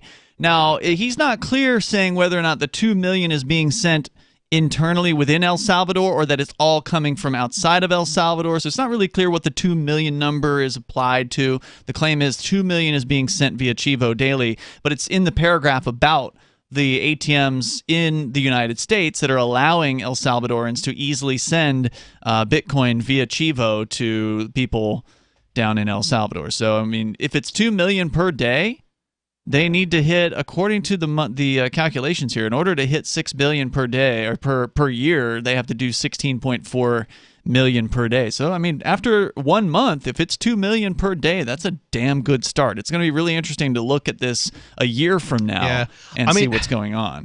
I'm just amazed. Like, I mean, could you imagine, like, what is there any one thing that, you know, you could do or the government could do that would boost your income by 25%? Because that's what you're saying has happened. Because down that's there. what sounds like is happening right now when it comes to boosting the economy of El Salvador. Yeah. You know, for at least the people who are going ahead and using this system to transfer money to people. And you're not even talking about the potential for the increase in the value of Bitcoin. Right. You're not even calculating that in. You're just saying, just cutting out the fees from Western Union. Yep. And having those dollars worth of Bitcoin going into somebody's pocket on the other end. If you increase that by $80 a month, okay, is that's what they said they saved, I think it was $18 per transaction. If it's for a week, that's $80, month. and 80 out of 300 or so is 25. Well, it's a little over 25. It's a little over 25%. Yeah, so that's huge. Gigante. Last month, El Salvador bought 700 Bitcoins. By the way, this story, Reuters.com. Prices initially dropped sharply after the September 7th adoption, but surged in late September to reach about $54,000 per coin this week. So El Salvador is up on its Bitcoin purchasing because they bought the dip. So they bought a bunch of Bitcoins right when they launched it, and then the price crashed. Yeah. And then they bought some more Bitcoins when the price crashed. And then again, we're talking about the government of El Salvador here, so using taxpayer dollars, which, again, we don't support that, but still interesting to see a government of the world officially purchasing Bitcoin. It's kind of cool because if you think about it this way, they're getting rid of war money dollars. Like, they that's true. use taxpayer dollars, but it was literal dollars, like U.S. dollars, and then they exchanged that for That Bitcoin. can't be making the U.S. government very happy. It's going to be very interesting like the whole exercise of buying so much cryptocurrency in El Salvador for one country. What is that going to look like when that money, that value that they're holding doubles, right? Because it could happen by the end of the year. It could happen by the end of the year. Month. Right. And when it does, that, I mean, think about that. Imagine that. That's going to be so significant, so much more significant probably than the 25% even, you know, that they're saving, you know, that's huge. And and from what I've heard, like groups like the IMF, the International Monetary Fund, and these other countries in the world, they're not happy about what El Salvador is doing here, right? Because if, as you point out, Bonnie, if they've spent 700 Bitcoins, right? Like you do the math, that's, I don't know how many hundreds of, you know, it's at least several dozens of millions of dollars. $50,000-ish right now. Yeah, I mean, that's a lot of... And imagine what's going to happen if this does work out. I mean, this is like the big equalizer between impoverished nations and non-impoverished nations. And that's why it's so messed up that the United States government is talking about, you know, like regulating Bitcoin and stuff like that. They're putting us behind. Yeah, El Salvador's got a leg up now. They definitely have a leg up on us. 35 million. That's roughly what those Bitcoins are worth right now. And so that's money that the U.S. government doesn't have. Those are no longer, that power of that money is no longer sitting in the dollar. It's sitting in the Bitcoin. Yeah, you know, it's interesting. You know how this is. You know, it's actually interesting. Another interesting point about this is you cannot hand your dollars and your U.S. currency for gold, right, anymore. But you can crypto. And what is crypto very similar to? Gold. Yeah, it is. You know, limited supply. Several people told Reuters they had downloaded the Chivo wallet and received a $30 worth of Bitcoin bonus that the government offered at the outset of the program. The handout was big enough that it actually benefited some small business owners, like Alexander Diaz, whose restaurant serving chicken wings saw a spike in business. He said most of the people who had that bonus wanted to test how it could be spent, so several clients made payments to us with Bitcoin. He said, adding that some 20% of his customers are now using the cryptocurrency. quote, Chivo has benefited small entrepreneurs because it makes the payment method easier for customers. That's interesting. If those numbers are correct, they've been wildly more successful than we have in New Hampshire and Keene. But then again, the other study said that 93% of businesses have had zero customers spending Bitcoin. It's probably even greater for Keene, though, in New Hampshire. So I don't know. I mean, this yeah, still but those sounds businesses amazing. are supposed to accept it. The 93% and they have to accept the Bitcoin, but 93% have not. Still sounds like a pretty substantial numbers to me. Yeah, well, I mean, it's still pretty important. I mean, if you start comparing, New Hampshire to El Salvador and probably other countries, that's still going to be significant. That's probably the most significant thing I think we've seen.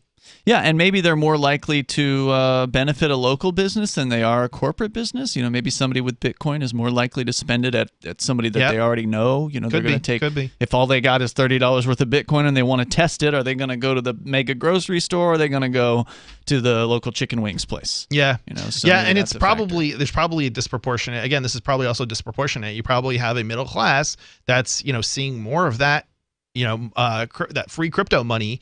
So if you, depending on who you talk to and what region you're in and so forth, you'll probably see different numbers too. Yeah, and what percentage are holding it? What percentage are waiting to see?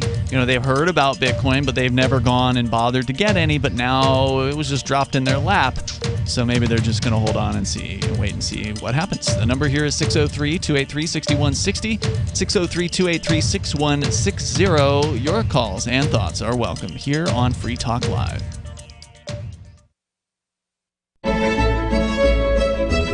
Carl Watner, longtime proponent of a voluntary society, died last December. You may have seen his articles published on his website, voluntarist.com, in his newsletter, The Voluntarist, the Mises Institute, or elsewhere over the last 40 years. His newest book, I Must Speak Out, Volume 2, The Best of the Voluntarist, is now available via Liberty Under Attack Publications. This 430-page second volume spans the years of 2000 through 2020 and includes articles by Carl Watner, Hans Hermann Hoppe, Carl Hess, Benjamin Tucker, George H. Smith, Lysander Spooner, Pete Eyre, Joyce Brand, and many others. I Must Speak Out is for the newly initiated, the veteran voluntarist, or anywhere in between. Buy the book now at libertyunderattack.com/voluntarist. For more great content on building a voluntary society and for Carl's extensive archives, check out voluntarist.com.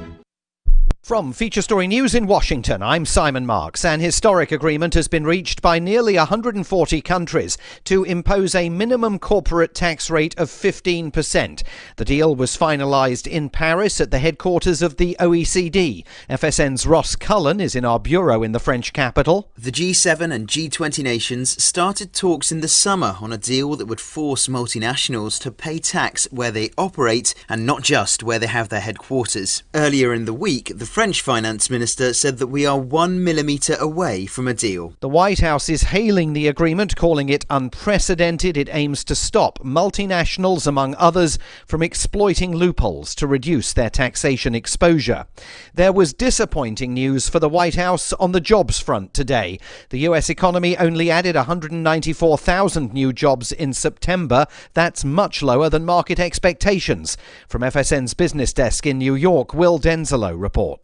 More than 1 million jobs were posted in July, but the surge of the COVID-19 Delta variant has put the brakes on hiring. The unemployment rate fell from 5.2% to 4.8% last month, but there are now more than 3 million fewer people in the labour market than before the pandemic hit. But amid a persistent labour shortage, wages rose sharply again in September and are now up 4.6% year over year. A suicide bomb attack on a mosque in Afghanistan has left more than 50 people dead and raised fears that sectarian conflict is about to return to the country. The bombers targeted minority Shia Muslims attending Friday prayers in the northern city of Kunduz, injuring more than 100.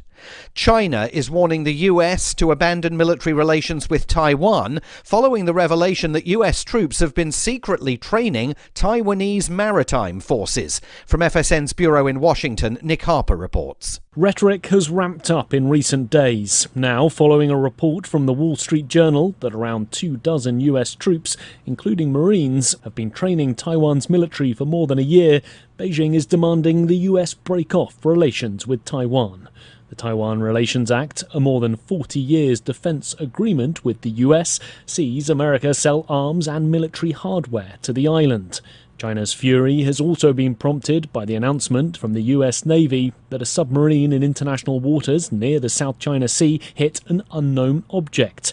China says the lack of information is irresponsible and is accusing the US of trying to conceal the details of the accident. Two courageous journalists, Maria Ressa of the website Rappler in the Philippines and Dmitry Muratov of the newspaper Novaya Gazeta in Russia, have won the Nobel Peace Prize.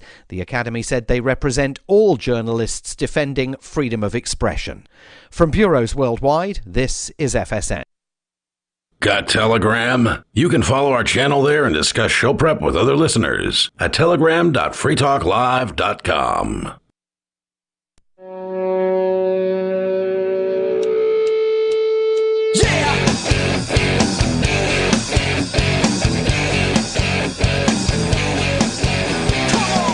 It's Free Talk Live. You can join us here. The number is 603-283-6160.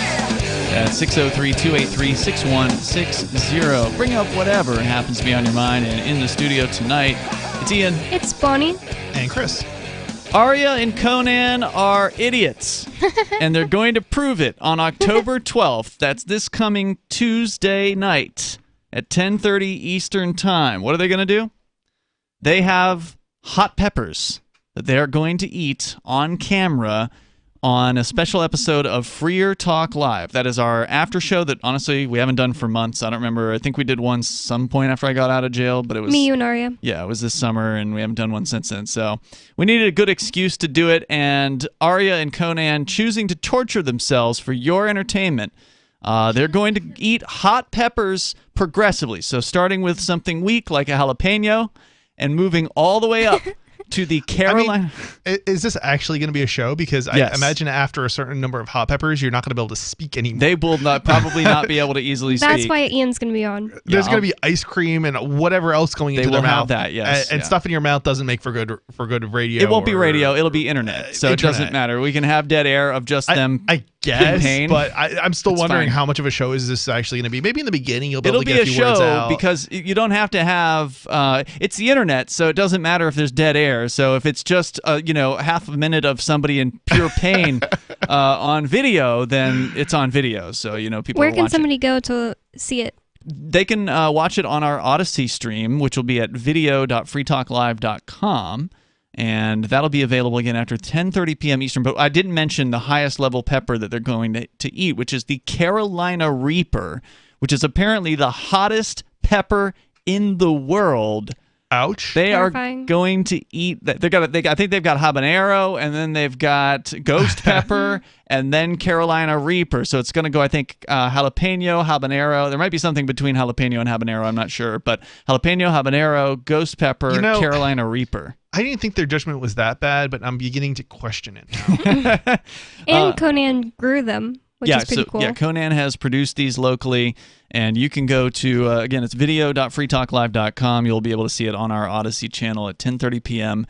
Eastern Time this coming Tuesday night. Let's go to your phone calls and thoughts. Tom is in New Hampshire. You're on Free Talk Live. Go ahead, Tom. Tom? In New Hampshire. Oops, my bad, Tom. We got you now. Go ahead. Okay, most of the time when a cop winds up on the Officer Down Memorial page, the episode had nothing to do with a freedom fighter legitimately resisting the wrongdoings of the hostile government. But, I mean, like they drive off the road and splatter themselves into trees. A lot of them have died of COVID. And, they get killed by a burglar who shouldn't have been breaking into somebody's house in the first place. But on Monday, October 4th, in Tucson, Arizona, there was a Drug Enforcement Administration goon. He and other task force members boarded a train in Tucson, Arizona, that was traveling from Los Angeles, California to New Orleans, Louisiana. They boarded it to conduct an inspection for narcotics. So they were totally in the wrong. They had detained one suspect and were escorting him from the train when another man opened fire on them, fatally wounding a drug enforcement goon. And then the subject was able to wound another task force member in a gunfight. The subject was later found dead inside one of the train's bathrooms. So that means, you know what the dude on the deuce said, rebellion to tyrants is obedience to God. He is in heaven right now reaping his eternal reward, and the DEA goon is in hell, and God is grilling his flesh. Ew. Thanks, Tom, for the call, I think. That is some interesting choice of words. Yeah, well, I mean, look, I don't think violence is the solution here, but it's certainly true that if the DEA wasn't committing raids and committing violence against people, then there wouldn't be any violence used back against them. You know, like, if they just leave people alone, then... Yeah, I definitely don't advocate for violence, but I also won't be crying when, live by the sword. DEA agent gets killed because of...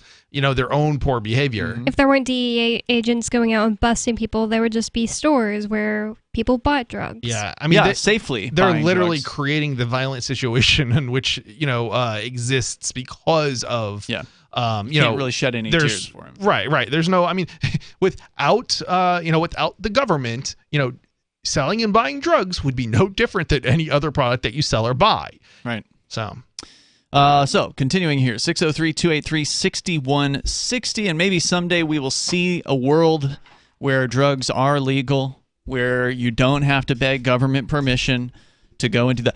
By the way, cannabis, I believe, in New Hampshire is only prohibited because it's on the federal list. I think, in fact, all drugs are like that in New Hampshire. So if we were to... I could be wrong about this, but I believe that's what Weeda Claus told me. So Weeda Claus, who went to jail for some growing cannabis once upon a time, he's done the research on this.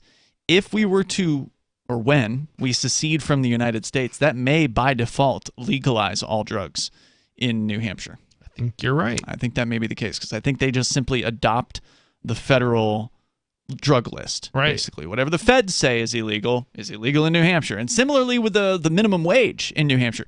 New Hampshire, I believe, is the only state that does not have a state-specified minimum wage. So therefore, we follow the federal minimum wage. And that's crazy because the minimum or the effective minimum the effective minimum wage or the lowest anybody is going to work for is higher than the $7.25 at the federal level $20 anyway. an hour right now. Yeah, I mean, and it's even before before the COVID, even before there was an increased demand for employees, it was still higher, right? It was still you were still getting paid 10, 12. Yeah, 10, 12 an hour minimally. Yeah. So what'll happen when we secede from the United States? There'll be no minimum wage in New Hampshire either. Would be awesome. Be nice. So again, the number here is 603-283-6160. And speaking of seceding, and I just have a quick little number here. There was a study done. This story, centerforpolitics.org. The UVA Center for Politics and Project Home Fires did some polling. And I don't know how many people. Let's see if we can find out the methodology or the number of people that they polled here. But this has gotten reported here and there. They asked various different questions about, people and their political beliefs, but one of the questions that they asked was about secession. They say significant numbers of both Trump and Biden voters show a willingness to consider violating democratic tendencies and norms if needed to serve their priorities. Roughly 2 out of 10 Trump and Biden voters strongly agree that it would be better if a president could take needed actions without being constrained by Congress or courts. Roughly 4 out of 10 of Biden and half of Trump voters at least somewhat agree that it is time to split the country, favoring blue/red states seceding from the Union. So 41% of Biden supporters and 52% of Trump voters say that it is time to split up. It is time to support secession. According to the study here at the Center for Politics. Wait a minute. So 90-something% of the population supports? No. 41% of Biden voters support it. And 52% of Trump voters support it. Correct. So yeah, but not every single person votes. That's roughly 50 or 45% of the voting population. Okay. That's still pretty good. That's still pretty good. It's a good starting point. That's for sure. So coming up, we're going to get into lucid dreaming. Bonnie, you've been wanting to talk about this story from Vice magazine, and I do have it pulled up because apparently it's not showing up correctly on your phone. But we're going to talk about lucid dreaming, and apparently there's a study that has been done regarding people who are in the midst of a lucid dream being able to be contacted. And what does that mean? I don't know because I haven't read the story. Neither. It's from Vice Motherboard. Yeah, we're going to get into it coming up here, and your calls and thoughts are welcome. Plus, more on El Salvador if we have time for it. I've got another piece about the shocking number of El Salvadorans that now have Bitcoin wallets who do not have bank accounts. So the number 603-283-6160 allows you to join us here. You can bring up whatever's on your mind and take control of the airwaves here on Free Talk Live.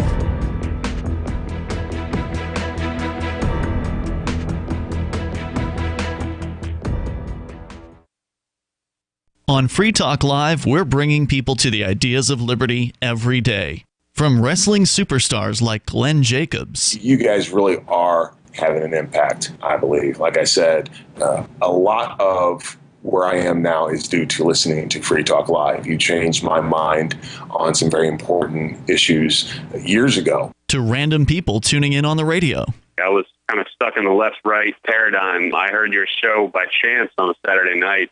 From there, I went on, joined the Free State Project, and become an amplifier. So, I mean, that's really the reason why I amp is because I know that if it wasn't for you guys being on as many stations as you are, I never would have found the ideas of liberty. Your amp will directly change more lives by getting Free Talk Live in front of people looking for talk radio online and on the air.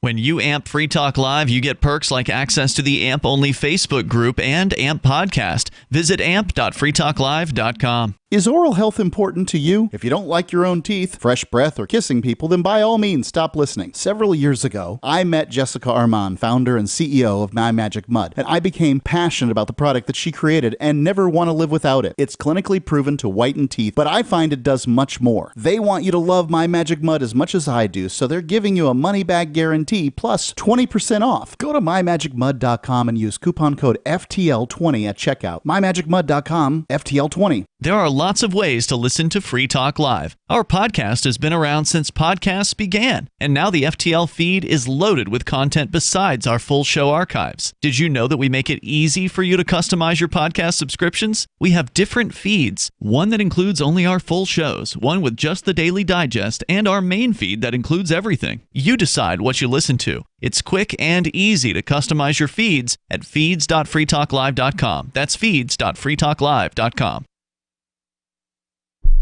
The Free State Project has reached its goal of 20,000 liberty lovers who've pledged to move to New Hampshire and get active to achieve liberty in our lifetime. Perhaps you're trying to figure out what part of New Hampshire should be your destination.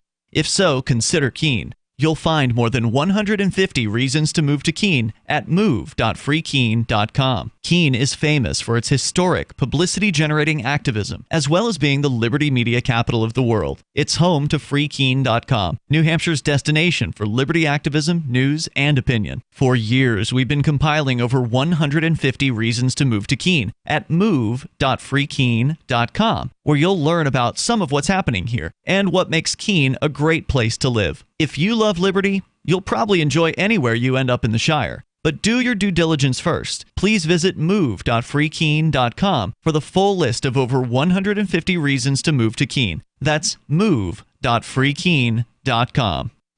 What if you want to hear the latest episode of Free Talk Live, but all you have is your phone, you forgot to download our archive, and you have no data connection? You can call our Listen line at 641-793-0191. That's a long-distance number, so you may incur charges. If not, listen as long as you want. 641-793-0191. The Free Talk Live Listen line, 641-793-0191. There are basically two types of advertising, direct response and branding. Radio's great for direct response with its low cost to listener ratio, but audio can't be beat for branding, which is a longer-term endeavor. You want to be the first thing that someone thinks of when they think about your product or service. If you have a local business that you want kept top of mind in your community, call the station. If you need national reach, Free Talk Live's got around 200 radio stations, millions of monthly listening sessions, can suit all budgets, and if we don't think we're right for you, we'll tell you. Email me, mark@freetalklive.com. Do you appreciate what we do? Help us advertise, market, and promote for just $5 a month at amp.freetalklive.com.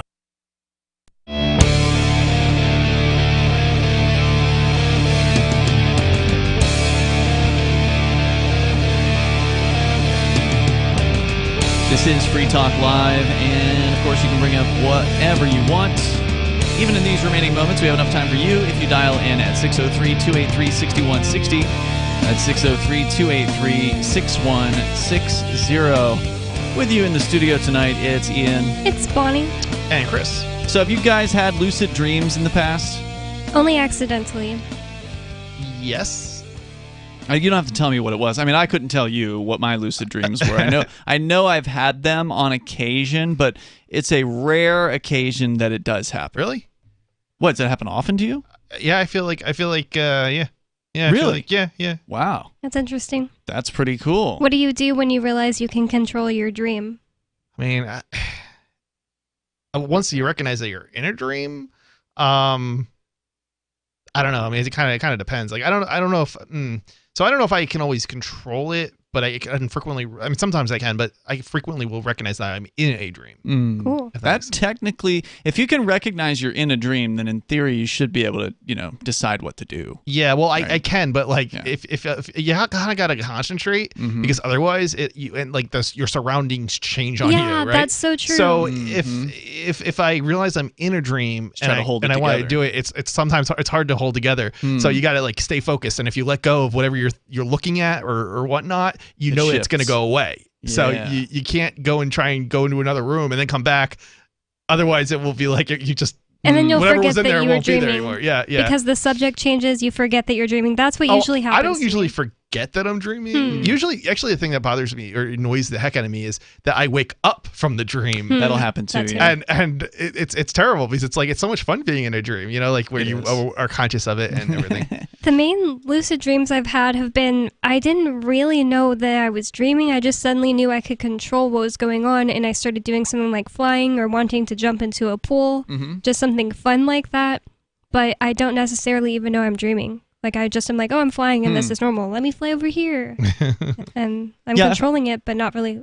Yeah, I've had some where like I haven't totally like tried to control what all the surroundings are or anything like that, but I've realized that I'm dreaming, and so I know I can do things that I otherwise wouldn't be able to do. Like just fall through a floor or something like that. You just fall over and you just keep falling and falling. That one I've done before. Why would you want to do that? It's weird. Just letting go, right? Like you're not worried about, what's going to happen to you. Right. Just That's creepy. At the beginning of the show, I told the story of when I was like a little kid when this happened. I realized I was dreaming and I was sitting at a table and I was like, that means I can make ice cream appear. So I did, and it worked. That's way better than falling through a floor. Well, flying's also a fun one. It's kind of like flying, except not up. You're just flying down without any worry of anything going to, stop you from that. So if you want to call in and talk about lucid dreaming, you're welcome to. But Bonnie, the reason that you brought this up tonight was a story in Vice that interested you. This is Vice.com. Headline, which I would read here, but just keeps popping up over it. It's scientists achieve real-time communication with lucid dreamers. Humanity has been able to reach distant vistas such as the moon, the deep oceans, and the wild expanses at Earth's poles. Now scientists have made a new breakthrough in the exploration of a very different type of frontier, the hallucinatory world inside dreams. An international team of researchers was able to achieve real-time dialogue with people in the midst of lucid dreams, a phenomenon that is called interactive dreaming, according to a study published earlier this year in Current Biology. Participants in the study were able to correctly respond to questions, such as simple math problems, while they were deep in the throes of rapid eye movement sleep. The research reveals a relatively unexplored communications channel that could enable a new strategy for the empirical exploration of dreams. Wait, so these people were asleep and people who were awake were asking them questions and they were like sleep talking the answers correctly? Correct. I've actually done this as the questioner before, not with you, Bonnie, but with previous. I've never heard you like talking in your sleep or anything like that. This is getting kind of creepy. But previous girlfriends, I have heard like trying like speaking, but it's usually nonsense. It's like a babble that doesn't make any sense in their sleep. Every now and then you can like a few words you can make out, and I would try to ask them questions while they were still asleep to see if I could get like a meaningful response from them. And I don't remember specifically any examples of what might have been said, but there were a few occasions where I felt as though in their sleep they were responding, which it makes total sense, because how many of you have had a dream where some sort of external stimuli is affecting your dream? Like, I've had this before. Like alarms. An alarm is the worst one. Yeah. Where I've been, like, the alarm clock's going off, but in my dream, it's like some sort of klaxon or like a fire alarm or something, and I'm, like, running around a building trying to figure out where this thing is to turn it off. Yeah. You know the weirdest thing is when you wake up because your alarm's going off, but you wake up, your alarm's not going off, and then it goes off. Oh, that sucks. Yeah. Well, I feel like this is a lot less newsworthy than I thought it was going to be, because I've done this like my whole life. My siblings all talk in their sleep, and I'll be like, so, I'll just do exactly what you're saying, like start asking questions, try to get them to continue talking. And when I was in high school, one of my friends fell asleep before me at like a sleepover, and I just kind of walked past her, and she was just like, Mom, can you get me something or something like that? But she was totally asleep, and I had a whole conversation with her where I was and her she mom. thought you were her mom. Like, but she was asleep. Like, and we were talking. I told her I got her a unicorn and stuff like that. She's like, "Oh, thank you." But it's interesting. Apparently, how could they not have studied this by now? Like, it's the year 2021, and they're just now looking at talking to people who are sleeping.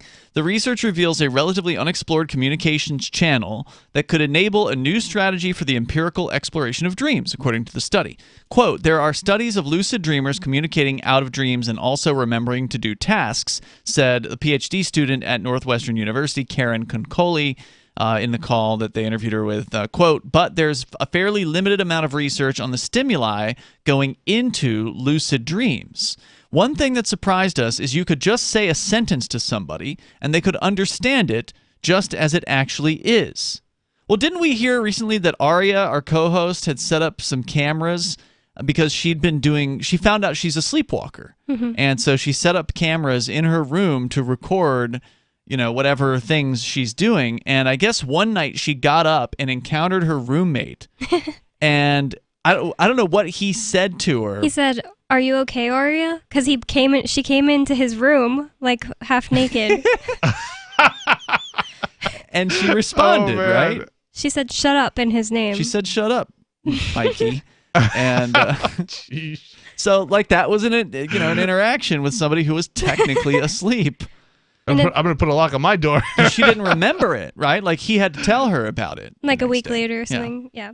It's funny because my little sister, when she sleep talks, she also gets really mean. Like, I'll be like, what are you saying? Like, because I won't realize she's not awake, and then she'll be like, "Shut up, Bonnie, shut up!" Like, really angry, and I'm like, "Oh, she's asleep." Concoli and her colleagues recruited 36 people to fall asleep in laboratories located in different countries with the aim of entering a lucid state in which the person was aware they were in a dream.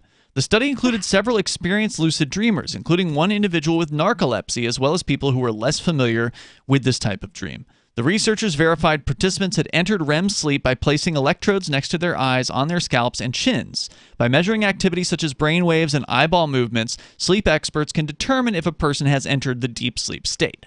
Some of the participants were then asked to confirm they were in a dream with a prearranged ocular response in which they moved their eyes in a specific left-right pattern. These eye signals, along with facial contortions, were used as a means of communication during the sleep sessions. For instance, the researchers asked the 19-year-old American participant to subtract 6 from 8 while he was in a lucid dream, and he correctly signaled the answer 2 with 2 eye movements from left to right. Okay, well, this is starting to seem a lot less concrete than... Yeah, that's what I'm thinking. I thought they were saying 2, not looking left to right. But when asked again, he repeated the correct answer. Roughly 18% of the trials resulted in this level of clear and accurate communication from the dreamer. 17% produced indecipherable answers, 3% ended with incorrect responses, and 60% didn't provoke any response at all. Quote, it's amazing to sit in the lab and ask a bunch of questions and then somebody might actually answer one. It's such an immediately rewarding type of experiment to do. You don't have to wait to analyze your data or anything like that. You can see it right there while they're sleeping. But that's silly. Like 60% of the time they didn't move. What's more, many participants were able to recall the interactions with the researchers after they woke up, with individuals reporting that prompts sounded like a voiceover narrator or a radio speaker that was clearly coming from outside of their dream. We've all had the experience of waking up from a vivid dream only to feel as if its fragmentary details are rapidly receding into our waking minds until we can no longer recount the events. Along those lines, some individuals remember different questions and answers after they woke up than the ones they'd received or given in the dream, highlighting the difficulty of accurately reconstructing dreams once a person is awake. If somebody starts talking to me, I'm probably going to wake up. So that seems kind of interesting. Yeah, but they didn't in this case. Yeah. Interesting stuff. We'll post this story for you over on our social media. You can follow Free Talk Live and some of these hosts over there at social.freetalklive.com. Be sure you join us on that platform because we are in charge, not the big tech companies. So check that out. We'll see you tomorrow. Are you tired of governments murdering people around the world? Stop using their money. There is an alternative. Bitcoin is a stateless, free market, non-political currency. Bitcoin cannot be inflated or controlled by any government. By using their money, you are helping the state. Stop doing it! You have an incredible alternative available now. Learn it, use it, spread it. Get started with Bitcoin at bitcoin.com. That's bitcoin.com. Do you feel like your nation, state, or community no longer holds your values? Have you dreamt of a place where people agree that liberty is important and are free to pursue their projects so long as they respect the property of others? There are many people just like you that are discovering freeprivatecities.com. Their social media links are at the upper right of the page at freeprivatecities.com. All skill levels will be needed when the first of the Free Private Cities opens. It's sooner than you think. Stop arguing and build. freeprivatecities.com. Looking for a great real estate investment? Consider New Hampshire, which is ground zero for the Liberty Movement. Your first call should be to Mark Worden from Porcupine Real Estate. He's more than just a real estate agent. He's your New Hampshire concierge. Where are the best places to live? Do you want farm, city, the burbs, or forest? Do you want a duplex or multifamily building so that renters pay your mortgage? There are homes in all price ranges in New Hampshire, and Mark can help with financing too. Invest in liberty and property. Mark Worden can help. PorcupineRealEstate.com.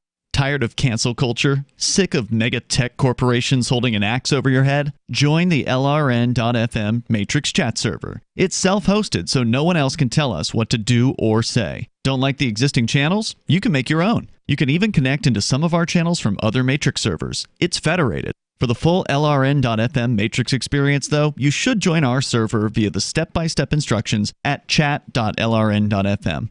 chat.lrn.fm. This is the Liberty Radio Network, broadcasting the latest liberty-oriented audio content 24 hours a day at LRN.FM. From Feature Story News in Washington, I'm Simon Marks. An historic agreement has been reached by nearly 140 countries to impose a minimum corporate tax rate of 15%. The deal was finalised in Paris at the headquarters of the OECD. FSN's Ross Cullen is in our bureau in the French capital. The G7 and G20 nations started talks in the summer on a deal that would force multinationals to pay tax where they operate and not just where they have their headquarters. Earlier in the week, the French finance minister said that we are 1 millimetre away from a deal. The White House is hailing the agreement, calling it unprecedented. It aims to stop multinationals, among others, from exploiting loopholes to reduce their taxation exposure. There was disappointing news for the White House on the jobs front today. The US economy only added 194,000 new jobs in September. That's much lower than market expectations. From FSN's business desk in New York, Will Denzelo reports. More than 1 million jobs were posted in July, but the surge of the COVID-19 Delta variant has put the brakes on hiring. The unemployment rate fell from 5.2% to 4.8% last month, but there are now more than 3 million fewer people in the labour market than before the pandemic hit. But amid a persistent labour shortage, wages rose sharply again in September, and are now up 4.6% year over year. A suicide bomb attack on a mosque in Afghanistan has left more than 50 people dead and raised fears that sectarian conflict is about to return to the country. The bombers targeted minority Shia Muslims attending Friday prayers in the northern city of Kunduz, injuring more than 100. China is warning the US to abandon military relations with Taiwan following the revelation that US troops have been secretly training Taiwanese maritime forces. From FSN's bureau in Washington, Nick Harper reports. Rhetoric has ramped up in recent days. Now, following a report from the Wall Street Journal that around 24 US troops, including Marines, have been training Taiwan's military for more than a year, Beijing is demanding the US break off relations with Taiwan. The Taiwan Relations Act, a more than 40 years defense agreement with the US, sees America sell arms and military hardware